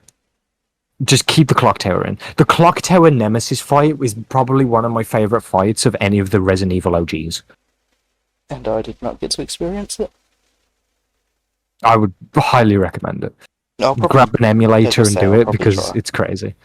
But like, it was also one of the most difficult. I was actually stuck on that fight. I was getting frustrated with that fight. But when I beat it, I was like, damn, that was a good fight. Like, even though I was frustrated with it and I got annoyed by it, after I was done with it, I could appreciate it, Mm. And it is a damn shame that they cut it out. And just the clock tower in general, like I did like the layout of the clock tower with the alleyway at the back and stuff, but I won't go too hard on it. But yeah, it's definitely a shame what they did with Resident Evil 3 remake and how short it is. You can, I think there's an achievement to beat the game in like 2.5 hours. There is with 8 though. Is there? Like, it's 3 hours, I think, in that though. Wow. But yeah, it's a shame. It's definitely a shame. 7 and 8 to continue, or 8 specifically to continue the Ethan story, I think was good. I think it was a great game. I loved it. That and 7 are very close for my favourite. That's your favorite, but it's not my favorite, but I can definitely appreciate it. Yeah. What? I was gonna say, what's your favourite one and what's the weakest one? But we know what the weakest one is. The weakest is obviously RE6. Yeah. Followed by Even I made RE5 fun by playing it with a friend. Oh yeah, I played that's it the with only way Muggy. to do it. And RE5 is, in my opinion, the best co-op game of that time. Like, it was such a good co-op game. Playing it alone is boring as fuck. I can understand the people that played it alone and not liking it. Fully understand that. But playing it with a buddy and just fucking around in RE5 and going through the story together, I think it's like the best co-op game of that time. RE6, even playing with Muggy, I couldn't have fun. Leon's story was fine, until the part where you get to fucking China for some reason. But the start of Leon's campaign, I think, was fine. Chris's was not the best, but I mean, meh. Worse than Leon's in my opinion, but it was still okay. And then, what's his name? Wesker's son? Jake. Jake and Ada's campaign, fucking boring. Holy shit. And especially in Ada's, I was playing it with my friend Muggy. He couldn't do anything. He was nameless soldier number 2 for all of Ada's campaign. He literally couldn't interact with anything. He had to wait for me to do anything in the game. And it was so boring. Like, not just for him, but for me too. Like, it was so boring of a campaign. And Jake's it has my favorite weapon in the game, the fists. I think the fists are really fun to use, but still, it was a boring fucking campaign. And yeah, the weakest, most definitely 6. I think a lot of people have that opinion. The strongest, though, for me, oh, it's hard to say. I think my favorite and probably the strongest is probably RE2 OG. Okay. I think that was great. It had, especially like coming from the remake, because I played the remake first. Coming from the remake and going to the OG and seeing the police area, how it was meant to be, kind of like how it originally was so good. The differences, like having the ladder in the thing instead of the stairs, was really cool. Some of the puzzles are really cool, like moving the bookshelves, like very similar but different to how you do in the remake. Mr. X going through the walls and showing up. One thing that I think the remake did much better than the OG was Mr. X. Okay. Oh, was it? I think Yeah, because in the original, he was still menacing. he was still there, but I don't think he was even. Forgive me if I'm wrong, but I don't think he was even in the main campaign. In Leon A. I think he was in one of the B scenarios. But yeah, he in the remake, how he's always around. He's persistent. He's a stalker enemy. He's always around. You can always hear his footsteps and stuff like that. The remake did that phenomenally. But RE2 OG, it has something about it which is so good. I mean, it could be the fixed camera as well. As I said, some of the fixed cameras just work so well with horror and like obstructing things, or just having the entire room available for you to see, and you can like explore the entire room. It's phenomenal. But say your opinion, and I'll be right back real quick. Okay. The weakest, yeah, easily 6. Like, it's not even a question. 6 is just the weakest, and then 0. 0 was just awful. You could get soft locked out of it. There's so much that could happen in 0 that could just ruin your experience. The strongest is... Did you say the weakest was 0? I said 6 followed by 0. Oh, 6 followed by 0. Okay. The strongest... I preferred 4 remake to the original because the island wasn't as awful, because tank controls in 4 original kind of ruined the island because that was just a big action set piece, and then the remake had it obviously be more fluid controls, which isn't the game's fault, that's just how it was, but then tank controls was it. And Del Lager, the GOAT. Galaga, hell yeah. Best ones. 8. Yeah. I think you might be quite a minority for that. I know, but I love For the 8. best one being 8. Don't get me wrong, Yeah, 8 is good. No, 8 is seven's good. very close. I can't choose between the two. But 8 had me feeling some way at the end. Like, and the amount of plot twists they threw in the last hour of the game was fucking crazy. Spoilers ahead. Ethan's dead. Play as Chris. Hey, Mia's alive. Chris knew Mia was alive. Ethan's not dead. He's kind of a mold monster, which you could put together anyway, but it was cool to have it fucking shown. Hey, there's Evelyn. Ethan, go kill this demigod, pretty much. Ethan's dead. Chris now has Rose. Chris is about to start a civil war with the BSAA. Like, what? That was 10. I just listed 10, and one of them leads into a sequel where you probably play as Chris. Maybe?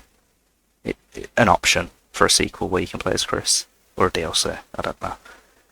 I'm so excited for RE9. I'm still waiting. And then here's the DLC, which is phenomenal. Where he plays Rose with more emotional beats, if not one of the silliest ending cutscenes I've ever seen, because they refuse to show Ethan's face. That, oh my god, refusing to show Ethan's face kind of took away from some of the cutscenes, in my opinion. I think all cutscenes were fine in 8 original. Every last one was fine. Push the end one's up for debate. I found it fine. I could see if people were like, why didn't we see his face? DLC rolls along. Fine, not seeing his face. We're fine. Not cutscene. The final cutscene, sorry, where they're purposely doing like weird angles, like where Ethan's touching Rose's face and it shows the camera from behind his arm. I'm like, yeah, that's silly. Just if they moved his arm down so you could see his face, we know what he looks like. He's just a normal guy, and that's what he's meant to be, normal guy. So, yeah, that just rubbed me the wrong way. But 8's so fucking good. I loved the setting of the village. I loved the castle. I loved the characters, like the Four Lords. Miranda was a good villain. She tied in with Spencer. She had like genuine motive. She was the parallel of Ethan. How she lost her daughter. Ethan's now lost his daughter. Clash. Ethan got severe character development. Chris was there doing things. The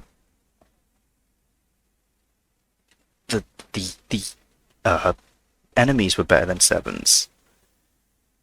Oh, you didn't like mold number 2? I did not like mold, or four-legged mold, or flying mold, or fat mold. Just the upgrading your weapons, the Duke, the buying stuff, killing the animals to get better, The better Duke was blocking. insane. There was so much good in 8. I loved it. The final cutscene genuinely got me emotional, and I don't really get emotional ever. And that hit me differently in like, what was it, 2021? 2021? Yeah, Something like that. I think it was like May 2021 sometime. Fucking beat it in one sitting, and I loved every second of it. I'm not saying the other ones are bad, I'm just saying this one for me hit incredibly differently, and the story was great. It was the only one that had like a front and center story, I think. 6, I guess, with like a ton of cutscenes and like all this and that. And the lords had personalities. The villains usually don't really get that. Other than 7 and 8, actually, Jack Baker definitely did. I mean, I would kind of disagree with you there, because a lot of the villains of the old REs are absolutely iconic. Oh, they're iconic, I mean, but they don't Wesker. have, like, Mr. X does not have a personality. Oh, Nemesis does not have a personality. Wesker, No, yeah, the- I'll give the Wesker it. mutant weapon number 4. Yeah, Wesker's definitely very iconic. I'll give him definite credit. 6... Who? Let's skip 6. 5, Wesker again. 4... Yeah. Who's the villain in 4 again? I mean, in the remake, it's not exactly Wesker, because he's just trying to get something out of it. I actually don't know who is the villain in 4. what I It's just mean. a Del Lago in general. Oh, really? 7, Jack Baker, but it's not really, it's Evelyn. Oh, okay. My favorite cutscene in any Resident Evil is when you get sat down by Jack Baker and he's explaining, "Oh, my family wasn't evil. Like, my family is not They could never do these things, and like he's like explaining how him and his family are not bad guys, and it's all this fucking child's fault. That hits. Yeah, Like that's great. from what you're saying, how 8 hits, that cutscene is what hit for me. Yeah, and yeah, that was great. But yeah, 8 and 7 for me. S tier. So's 4. So's 4. I'm not gonna lie. Yeah.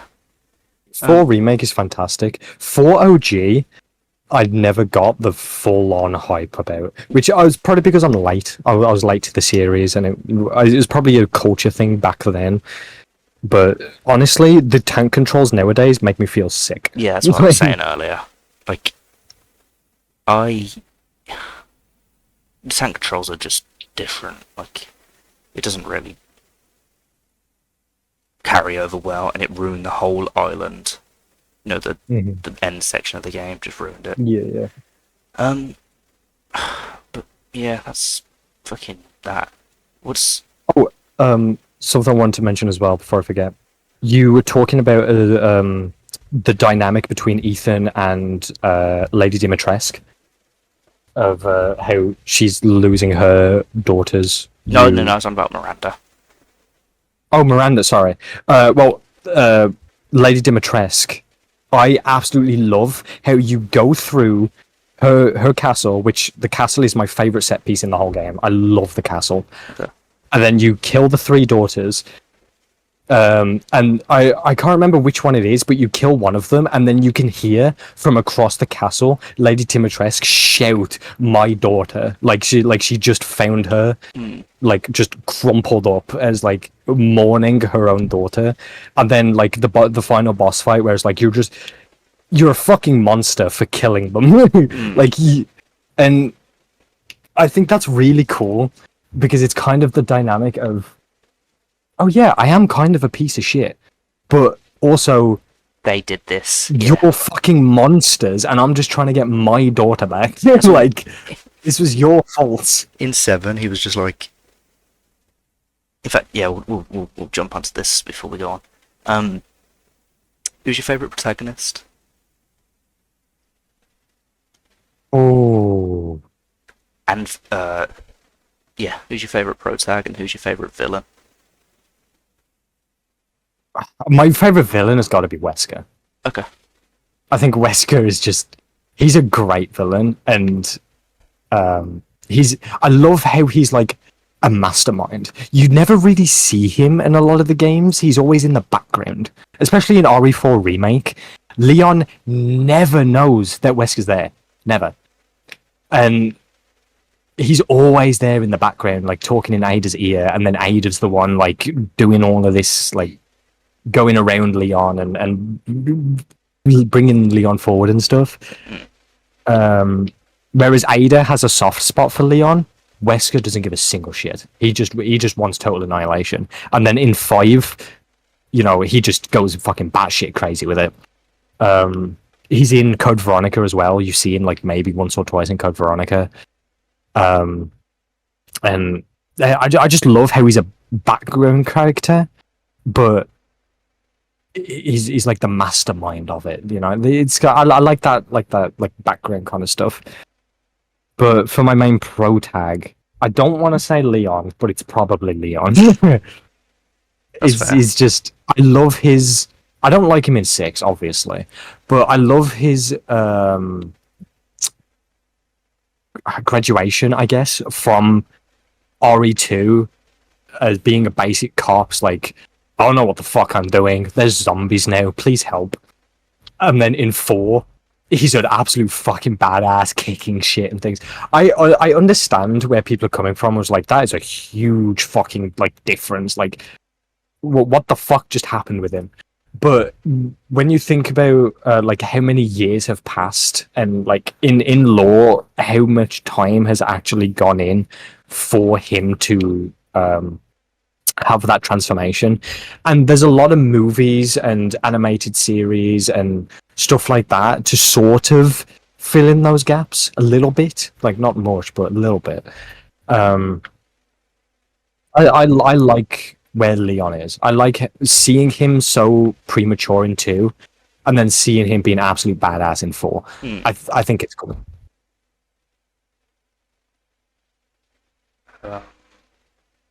My favorite villain is Jack.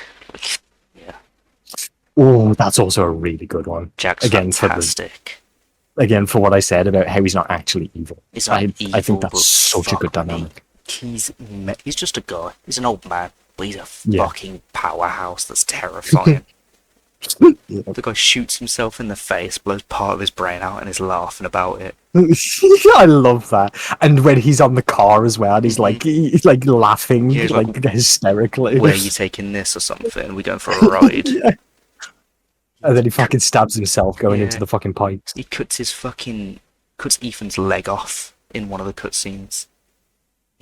Yeah, fucking Actual sadistic shit. You know? menacing man.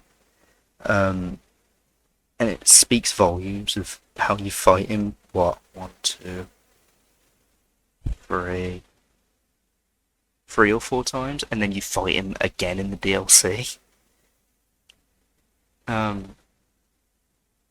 Yeah, he's great. He's got so many good lines. Welcome to the family, son. It's just Welcome to the family, son. It's just- I love that. that's become an evil in my head now. iconic line in my Discord. That's just so fucking good.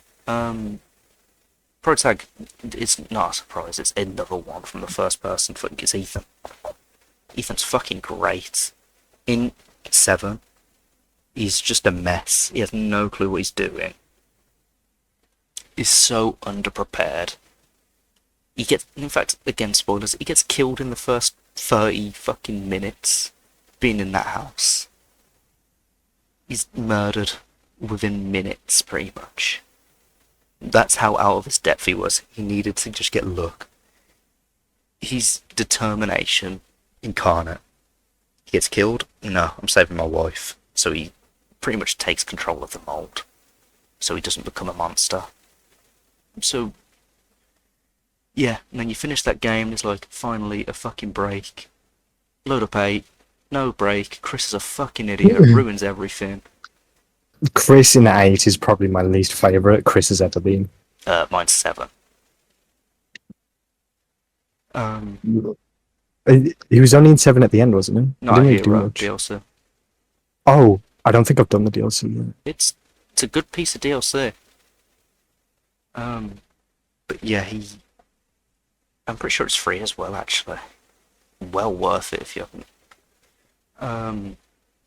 Yeah, and in 8, he just becomes a fucking monster. Again, he starts out as like, oh, this shit again, da da da da. And then he becomes an actual monster by the end of it. Dies and went, no, not yet. And just when Duke says, are you ready? And he goes, yeah, have to be. That gave me chills. That genuinely sent chills up my back. I'm like, fucking hell. This guy's a monster now. Yeah, I also like how it's explained how he's a bit more combat adept in 8 Yeah, because he military had training. combat training. Yeah. But what's your opinion on the people that say that that Ethan is like his lines are really cheesy or they don't hit or like his lines are just really weird? Oh, that's... No. In 7, he hardly spoke. Which was fine, because I'd hardly fucking speak in that house. He's probably fucking shell-shocked, pretty much. Pretty sure he gets blown up about 20 times. In 8, he has cheesy lines, yeah. Like, I'm not looking to be fish food. That line had me in Stockholm Syndrome. Where, first time I heard it, I'm like, fucking hell, I rolled my eyes, I'm like, Jesus. And then I kept dying to fucking Monroe. And then by the 20th time I heard it, I was in stitches laughing at it. And it's not even a funny line. But it's a dad joke, and he's a dad. And also, if Leon said that, people would have fucking loved it. People would have gobbled that shit up. Like they do with, Where's Everyone Going Bingo? Where's everyone going? Bingo? That's not a funny line. Like, that's not funny, but it is. That's how I felt with Ethan's lines. Like, you know, when you kill Monroe and he goes, "In life he was as he was in death, fucking disgusting." That's not funny, but I was laughing because it's a dad joke. So his lines are cheesy. Yes, I agree, but they're acceptable cheesy because all of Resident Evil is cheesy. Yeah, it's always been camping. Yeah. People saying Todd Soley does a bad job. That's unacceptable in my head. The last conversation he had with Rose was amazing. The scene where he's dying, like he's getting Thanos snapped and he's like moulding away and disintegrating, and he's speaking to Chris. Mm-hmm. Amazing. Where he threatens the Duke. Amazing. So no, his lines are cheesy. Yes, voice actor's great and was overhated. Same with Mia. I get it, people don't like Mia, but the voice actress was fucking great. In 7 especially. She had that game on her back. Her and Jack. The whole like, split personality things. Oh my god, it's great. But yeah, I keep getting sidetracked. Ethan is a voice actor. Probably won't come back and do more stuff in Resident Evil, which is a shame. I think Ethan's done. I really want him to come back. He could have been a very cool legacy character, even if not to play as him. But the voice actor's fine. Just listen to the fucking final cutscene of either the DLC or the main game, or where he threatens the Duke, where he finds Rose's head in the jar. Mm-hmm. And he's like, "You better not be fucking lying." Fuck. That's where I knew that guy was an animal from there on out. But yeah, well, we're heavily looking at 7's revival. Well, not 7 and 8, but we'll quickly talk about how 7 revived the franchise. What do you think it did so well? Because it was back to the series' roots. After 5 and 6, it became an action game.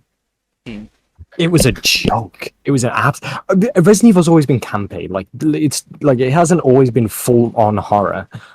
But man, 5 and 6 were way too stupid. Way too like over the top. Now I still liked 5. I still enjoyed 5 as a co-op game, but man, it is not like a Resident Evil. Like you play Resident Evil 2 or 3 OG, or even 4. You play 4, even with how campy and actiony that game is. It's and then you go to 5 and it's just I don't know, man. Like it's so actiony, so out of place. I mean, I can even dog on 4 for that a little bit, even though people hold 4 to such high regard. I get why, but man, even 4 went a bit on the action. You know, it's still campy, but yeah, it's Resident Evil. Resident Evil 2 and 3 OG were always campy. Even 1 was campy. But 5 and 6, way too much. But then 7, 7 puts you in the fucking action, in the eyes. 7 puts you in a fucking house of just disgusting things. Like the first fucking, the first like 10 minutes where you go into the house as like the webcam guy, and you open up the fridge and it's just stuck together by mold, and then you open the microwave and it's just like a bowl of maggots and shit. It's like, what the fuck? Like, you know, like it's a shock factor. And then you go through more of the game and the creatures that try and kill you are just like disgusting mold creatures, and it's just like it brings back the horror. And then you have Jack Baker as a goddamn stalker enemy, in my opinion probably the best stalker enemy, apart from Mr. X. But like Jack Baker was more terrifying than Mr. X, in my opinion. Mr. X was very counterable. Jack Baker would just fucking he would just grab you and fucking fist punch you in the fucking face. he was fun. He was a fun stalker enemy, and he wasn't a tyrant. He wasn't a mutant. He was an actual person. He was an actual person chasing you. Yeah, just some And chuckle fucker chasing you. yeah, and the first fight where he gets the door chainsaws and it just like starts swinging him around, and as we've said before, how fucking crazy he is with him shooting himself in the face and all that stuff, and his fucking laughter, his laughter sticks with me to this day. His fucking not mechanical. What's the word? Maniacal. His fucking maniacal laughs as he's driving the car and stuff. Oh. I think 7 had brought it back to its roots of it being campy, it being like, it being funny and weird, but also it being absolutely terrifying. And that is exactly what the series needed after 6, because holy shit, 6 wasn't it? And they just did such a good job with 7, and then they continued it with 8, and I hope we get something of 9. Like a teaser or a press conference of like what it's going to be about, or what the pro tags are, or just something about 9, please. I want to know. There's nothing. Because every year there's been some Resident Evil content related things since 2 remake, I'm pretty sure. I think so. And my thoughts on the revival. I think the people, like you said, were pissed. 6 and 5. People were fuming with 6 in particular. Yeah, I think 5 was overhated. I think 5 was good. When they released that demo for 7, and I'm not sure you knew it was Resident Evil when they first showed it. It's just people walking through the house, the first, just going round, just really creepy atmosphere, all this. And then when they finally finished it, it just cut to like Resident Evil, and then it showed like Biohazard or 7 or whatever it showed. People were like, holy shit, it's back. It's back. And then they saw the new camera, and they're like, that's interesting. That's horrifying. Why not give it a go? And then they played it. They had 2 options: play it first person normal, just go through the game. VR, right there from the beginning, I think. A new experience on top of a new experience. You can either play it in a new way with first person, or an even newer way with VR. Like, there was just options there. The game itself being great just added more to it. There was so much love put into that. Like you said, with Clancy with the tape recorder. It's how he comes back in the DLCs was so good. And just the game itself is just phenomenal. The only weak bit was the ship, and luckily that's only like 20 minutes long. Yeah, I didn't really like the ship either. Side note though, VR was only for PlayStation. Yeah. And I fucking wished it came to fucking PC, man. Yeah. Why did VR not come to PC? Same with it on 8. Resi 8's got VR now. And yeah. Well, why is it not on PC? There are mods that do it. I've played RE2 Remake in a VR mod. Phenomenal. Absolutely fantastic. I loved it. But man, why is 7 and 8 VR only on PlayStation, not on PC? Please, give it me.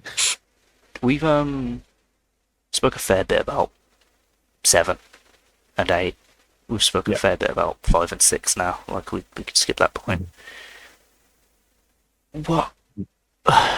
Remakes or originals? What do you prefer? Oh, no, I don't think there is a definitive opinion on it. Everything we've spoken about so far, I don't think there's a definitive opinion. There's a majority, like 4's the majority favourite. I don't mean by that. I mean like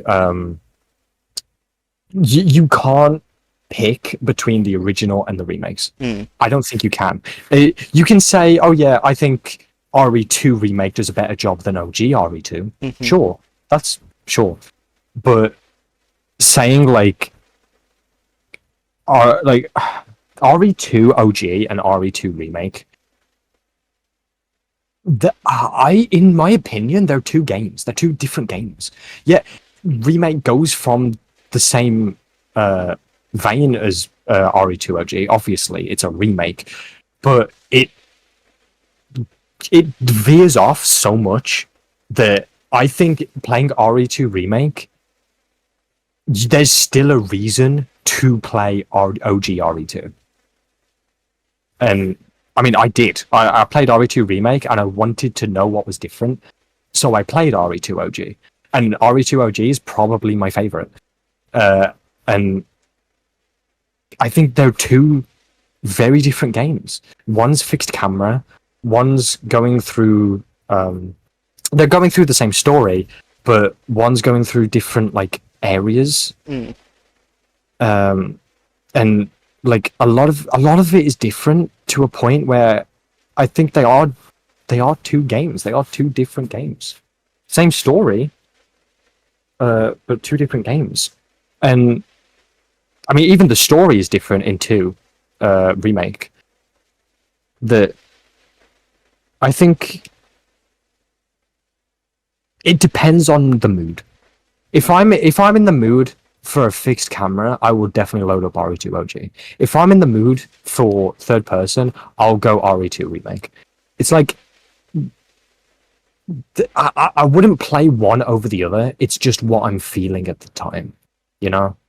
And I think that's great. I think the OGs still have a place. Yeah, that's fair.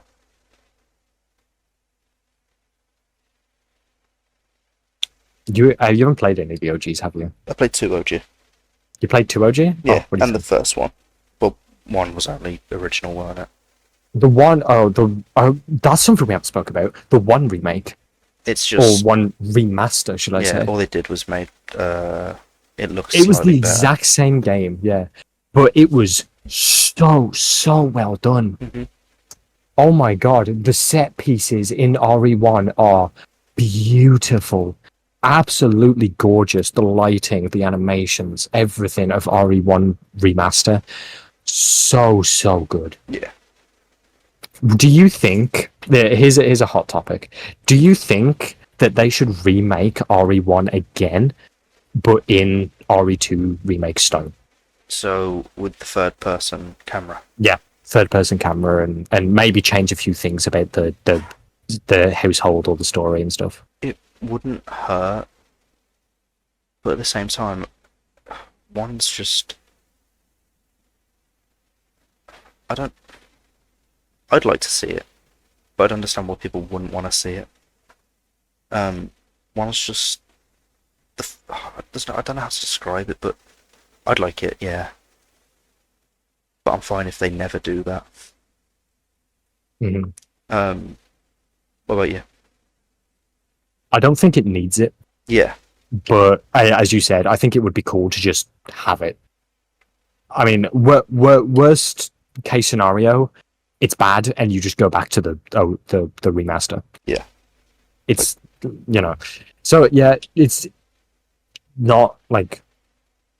It's not that I don't want it, it's just that I don't think it needs it. Yeah, if it's I like... think RE1 remaster is just so phenomenal on its own. If they went, hey, you can have a Resident Evil 5 remake or Resident Evil 1 remake, I wouldn't even think. I'd go, 5 please. 5, yeah, 100%. If they went Resident Evil 9 or Resident Evil 1 remake, 9 please. Like, yeah, no, there's no need for it at the moment. No, there isn't. But I think it is good how they've kind of made a new timeline. Because obviously the OGs have a story, but man, their story is all over the place. So the remakes have kind of made a coherent timeline. Mm-hmm. You know, 2 and 4 are exactly linked. You can see how linked they are with Leon and Ada talking and all that. Yeah. And I think it's great that they have made a coherent timeline, which I hope goes through 2 remake all the way to 9. Which I think the only things they haven't done is 5 and 6, right? They haven't done 5 remake, 6 remake. Yeah. So I think that 6 does need to be remade or redone or something, right? To keep the coherent timeline going. So there is a gap between... so there is no gap between the remakes and the new ones. And then say like 5-10 years down the line where all of it is done and you can play RE1, RE2, 3, 4, 5, 6, 7, 8, 9, like all in a row, and it's all the same story. It's all coherent and consistent.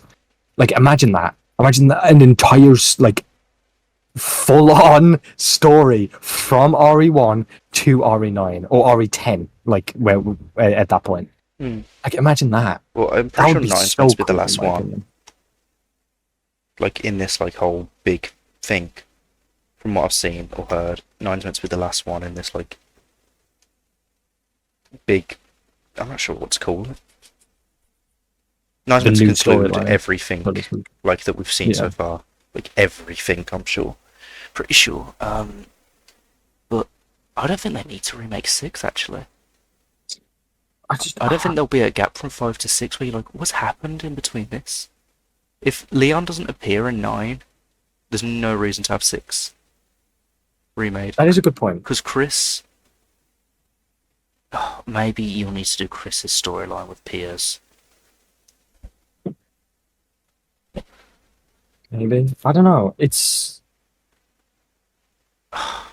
did they even do much in RE6, Chris? He Like- lost. He became an alcoholic, and then it was Piers. Oh, wasn't true. it? Yeah, because he lost thingy, so He he lost became his a crew, fucking and then- DGM. Yeah, he lost his group, and then in 6 he lost. It is Pierce, isn't it?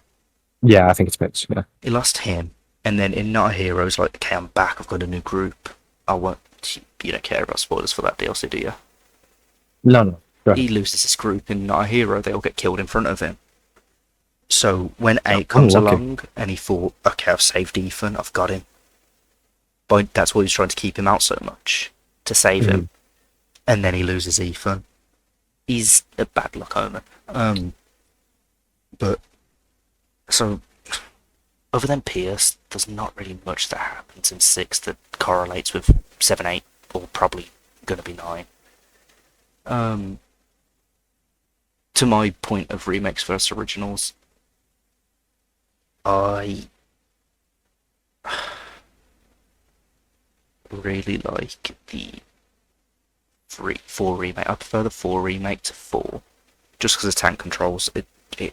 It's a heavy fucking toll, and obviously it looks nicer. It's fucking made like 20 odd years later. Plus, of course, it's gonna look nicer.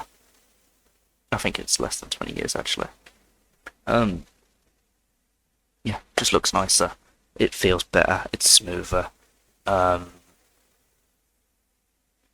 Big issues in it. There's still fucking huge glitches. They've probably been patched, but I showed you mine, didn't I? Where I just fell through the floor for no fucking reason and it crashed my PS5. But the original still is there for a reason. No.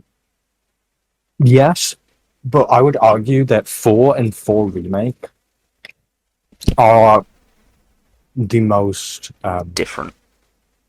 They feel so different to me. they feel different. They're not the but most they're different, not- actually. Their set pieces aren't different. Yeah. I think 4 and remake 4 are the most loyal, actually. I was going to say, the only Rather thing it's than missing is a few 2 remake- bosses. Go ahead. Yeah, The bosses. yeah, it's missing what's his name? Doesn't have a boss. Oh, yeah, that's true. Yeah, but he's in the DLC. Okay. There you go then. Never mind then.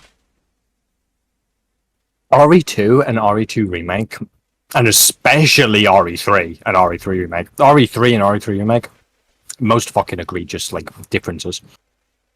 But OG2 and 2 remake are very different as well. The 4 and 4 remake, apart from tank controls, generally is kind of like 4 remake was a very loyal remake. Because everyone loved 4. Like 4's Yeah. the fan favourite, so they couldn't change much really. Mm-hmm.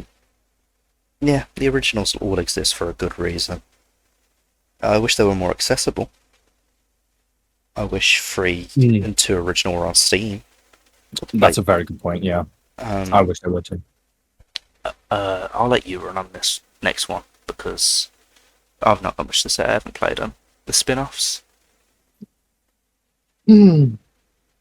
So, one of my favorite spin-offs, Code Veronica.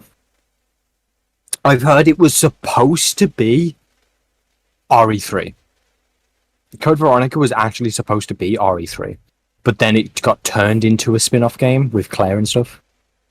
But I think it was a good game. It has problems. Code Veronica has one of the biggest problems, which I think is the character switching. That doesn't work. I did not like the character switching. But apart from that, it wasn't a bad game. I actually really liked the set pieces. I really liked the lab at the end when you crash the plane. I like the first bit where you are going around in the is it the castle? Yeah, like the castle of the posh twat. It was a good game. What are the spin-offs is there? I mean, the railgun shooters are just they're railgun shooters. There's I don't know how much to say about them. There's I forgot his name. What's that? Resident Evil Outbreak, Revelations. Outbreak. Ooh, I've not recently, but last year I completed Resident Evil Outbreak File 1 with a group of friends. Mm. And that was really fun. They need an Outbreak remake. I will die on this hill. The Outbreak remake would be one of the most fun fucking multiplayer Resident Evils ever. Which I know that the next point is our reverse, but I'm gonna go into that a little bit. Our reverse and the other one, the DBD like one, I can't remember what it's called. They were not that good. Just if you want a multiplayer Resident Evil, just remake Outbreak. That's it. Like you don't stop doing these like really weird other ones. Just do Outbreak remake. Revelations. Did you play that? That's one that I started but I haven't finished. Okay. I actually have seen this one. I just saw Umbrella Corps, which is like a 3v3. 3v3? Yeah, it's like a 3v3 multiplayer game. Have you seen it? No. Oh, Wait, what's it called again? Umbrella Corps. Oh! Wasn't that like one of the worst ones? Don't people hate that one? Yeah. People despise that. I'm telling you, multiplayer, Outbreak remake. We'll jump onto our reverse thing, because neither of us have got much experience in it. I knew this game would flop. Everyone knew this game would flop. Mm. But it could have been good, maybe. The whole idea of being able to play as any character, like a multiplayer Resident Evil game sounds cool, where you're playing as characters with different abilities and stuff. Mhm. That's neat. The issue is, wasn't it like gun game? That was how it was split, wasn't it? Yeah, pretty much. That's awful. I want to play as Jack Baker the entire match and level up my Jack Baker. I want to play as fucking Claire the entire match and level up my Claire. Mr. X, blah blah. A nice fucking, I don't know, 6v6 kind of game, maybe, or 4v4, 3v3. We playing as like your favourite Resident Evil character and they've all got something different would have been very neat. What's ironic is that you're talking about a hero shooter, but in Resident Evil characters. Yeah, pretty much. But even if it's all melee, like, or mostly melee and shit, I don't know. Because that's what they kind of went with, weren't it? Like, Jack Baker had, like, his swords, and then Ada could do her flips and stuff. The tyrants and stuff were melee, but the normal characters had guns. Yeah, but, like, say the tyrants all had, like, different... Didn't everyone have a different ability? Or is that in my head? I believe so. Yeah, I believe they had a that's what I different mean, but ability. the Yeah. hero shooter, I know it's overdone. But Resident Evil has such a fucking nice catalogue to pick from. To where it'd be like, oh, okay, this guy could do this, and this guy could do that, and... like, our reverse could have been something different, but something great. But instead it was just a mess. An absolute fucking awful mess. There was... Even the maps were uninspired. Hey, you're in this section of Resident Evil 2's police station. That's not really been changed. Okay. Come on. We're better than this. And as soon as I saw I was given it for free with my copy of Resi Village, I was like, this is fucked. Not only that, but it was delayed by like a year. Mm-hmm. So I put my code in with Village, and it's like, hey, you can't play this shit. I'm like, okay, I'll wait for this. Waited for like 9 months, and I'm like, oh, fucking hell, this weren't worth it. What's about you? What's your thoughts on it? So, I actually had fun. I had fun in Arrowverse. It was bad, don't get me wrong. But it was stupid bad. And me and my Discord, we had just a group together. There was like 5 or 6 of us, where we just did a private match. And we just did a private match, just us, and we were on the Jack Baker house. And I had a lot of fun. And I think I played it for like maybe 2 days, which obviously doesn't sound like a lot when it wasn't, because it was a bad game. But I got all the achievements because they were really fucking easy to do. And as you said, it could have been better. It could have been so much better. And it was just a boring gameplay loop. Yeah, that's what I mean. Like I said, hero shooters like are roll worthy, but it could have been that. Maybe should have been. It definitely could have been a better, but I can't lie. I did have fun with it. Like the first day I was playing it.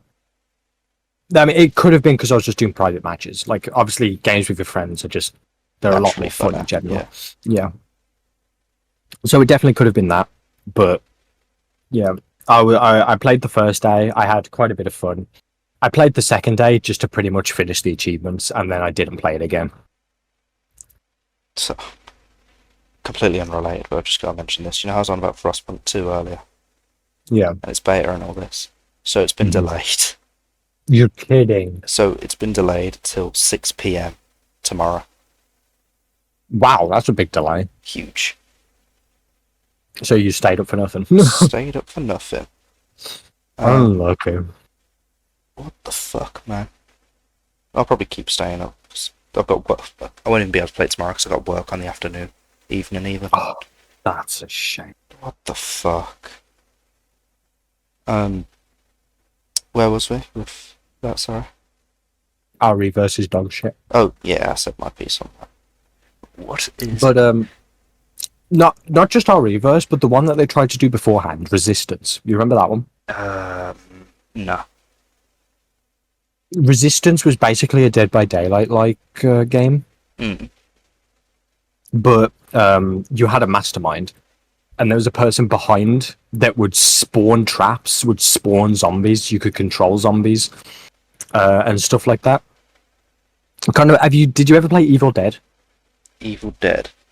Yeah, the Evil Dead game. No. Oh well, it's yeah. You just had the killer, which was pretty much just spawning stuff. They weren't actually like in the map. They were just spawning stuff in the map. And then you had the 4 survivors who had to do different tasks to get through the doors and then escape. But it was fun, to be honest. It was more fun than our Reverse, in my opinion. But I don't really know why it didn't catch on. It just kind of didn't. It just didn't feel... I don't know, it didn't really feel that well done. It was just kind of like a money grab to an extent. And I just think that if they're trying so hard to do these stupid multiplayer like side games, just remake Outbreak. Because as I said, I played Outbreak last year, and it was so fun having 4 people cooperate, doing puzzles, collecting things, going with each other, like sharing items, like a Resident Evil, but multiplayer. Like, it was so well done. And if you want a multiplayer like that, just remake Outbreak, or just make a new one, but in Outbreak's kind of style. I don't understand why they keep trying these like weird side multiplayer games that aren't fully fleshed out. They aren't fully developed.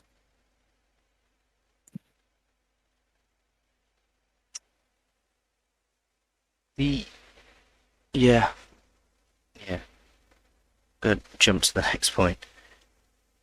The soundtracks are important for each game, right? Oh hell yeah! Oh definitely. What's your favorite song from any of them?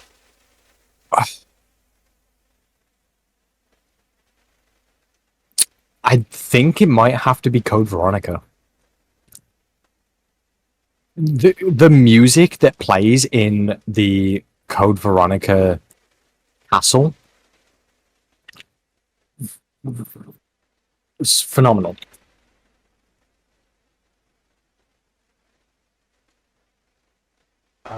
I'll have to find that. Put it in the video. Yes. I love this save music.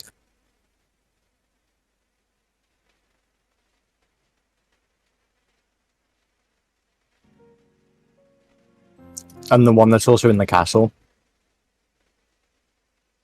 But RE2's is also so good. I don't think there is a Resident Evil that's got bad music. I Yeah, think they're all fantastic. The soundtracks of every Resident Evil are so good. I again just show my heavy bias here. Go Tell Aunt Rhoda from Seven. Yeah. I loved that. I loved the finale, Yearning for Dark Shadows. hmm That was fucking amazing. Remember from 8. What was it called in 2? Oh, the safe room from 8, 7. Sorry, was it great? The save room for all of them are so good. Was it this one safe room? Where is it? Safe room, safe room, safe room. 2 safe room was very chill, relaxing. Sorry. The last boss for 2's song was pretty good. Yeah, there's so many good ones, but yeah, Yearning for Dark Shadows or Go Tell Aunt Rhody were my favourites too. Go Tell Aunt Rhody is definitely probably in my top 5 as well. It's very good. We've answered the next question as well already. Which is the most Actually, I'd like to talk about the importance here. for the games. Because no, just for me. I've always talked about like how I said RE2 OG was probably my favorite, Mm. and obviously 6 is the worst. But personally, like what the most important game is to me is RE2 Remake, because as I said, it's the one that got me into it. It's the one that started this entire fucking trend of me going back and playing the entire series and stuff. I think RE2 Remake is extremely important to have that experience, not just for me, but for everyone else that was like, maybe someone was too scared to play RE2 when they were younger, and now they're grown up and it's like, oh, I don't want to play that old game anymore. Now they have a remake to play, you know? So it brings new generations into Resident Evil. And I think that's really cool. I guess the most important one to me would be 4 original, because that is the one I played when I was younger, and scared the absolute shit out of me. The intro bit where the guy grabs the knife, I think it was, in like the little house. Yeah. I think it was a knife. That was horrifying to me, and that was the first enemy of the entire game. So that's probably the most important one to me. and it's still a great game. Mhm. But the franchise itself, I really like. Don't get me wrong. I really, really, really like the franchise. Mainly where they are now. Again, bias. I know 7 and 8 and the remakes are great. All this that's happening, amazing. But the franchise isn't that near and dear to me. Yeah, I It's can yeah, it's one I agree. really like, but it's not like on the level of Pikmin. It's not on the level of Banjo Kazooie. Although it is a childhood game for us. Like even League of Legends holds a better place in my heart. It's not a better game. Jesus. I felt some primal rage in me for a second. I don't It's know why. it's not a better game. But like the League, everything around League just is great. I stand by that Riot can do everything well apart from League of Legends. I might have to back that one up. Danganronpa as well, a relatively new thing to me since 2020. That also just sits really well with me. I love those games. So it's weird that Resi doesn't sit that close to me. I'll still have great times with them, still really enjoy them, but they're just like, as a franchise, I think it's like B tier franchise. Wow. What? Do you not think so?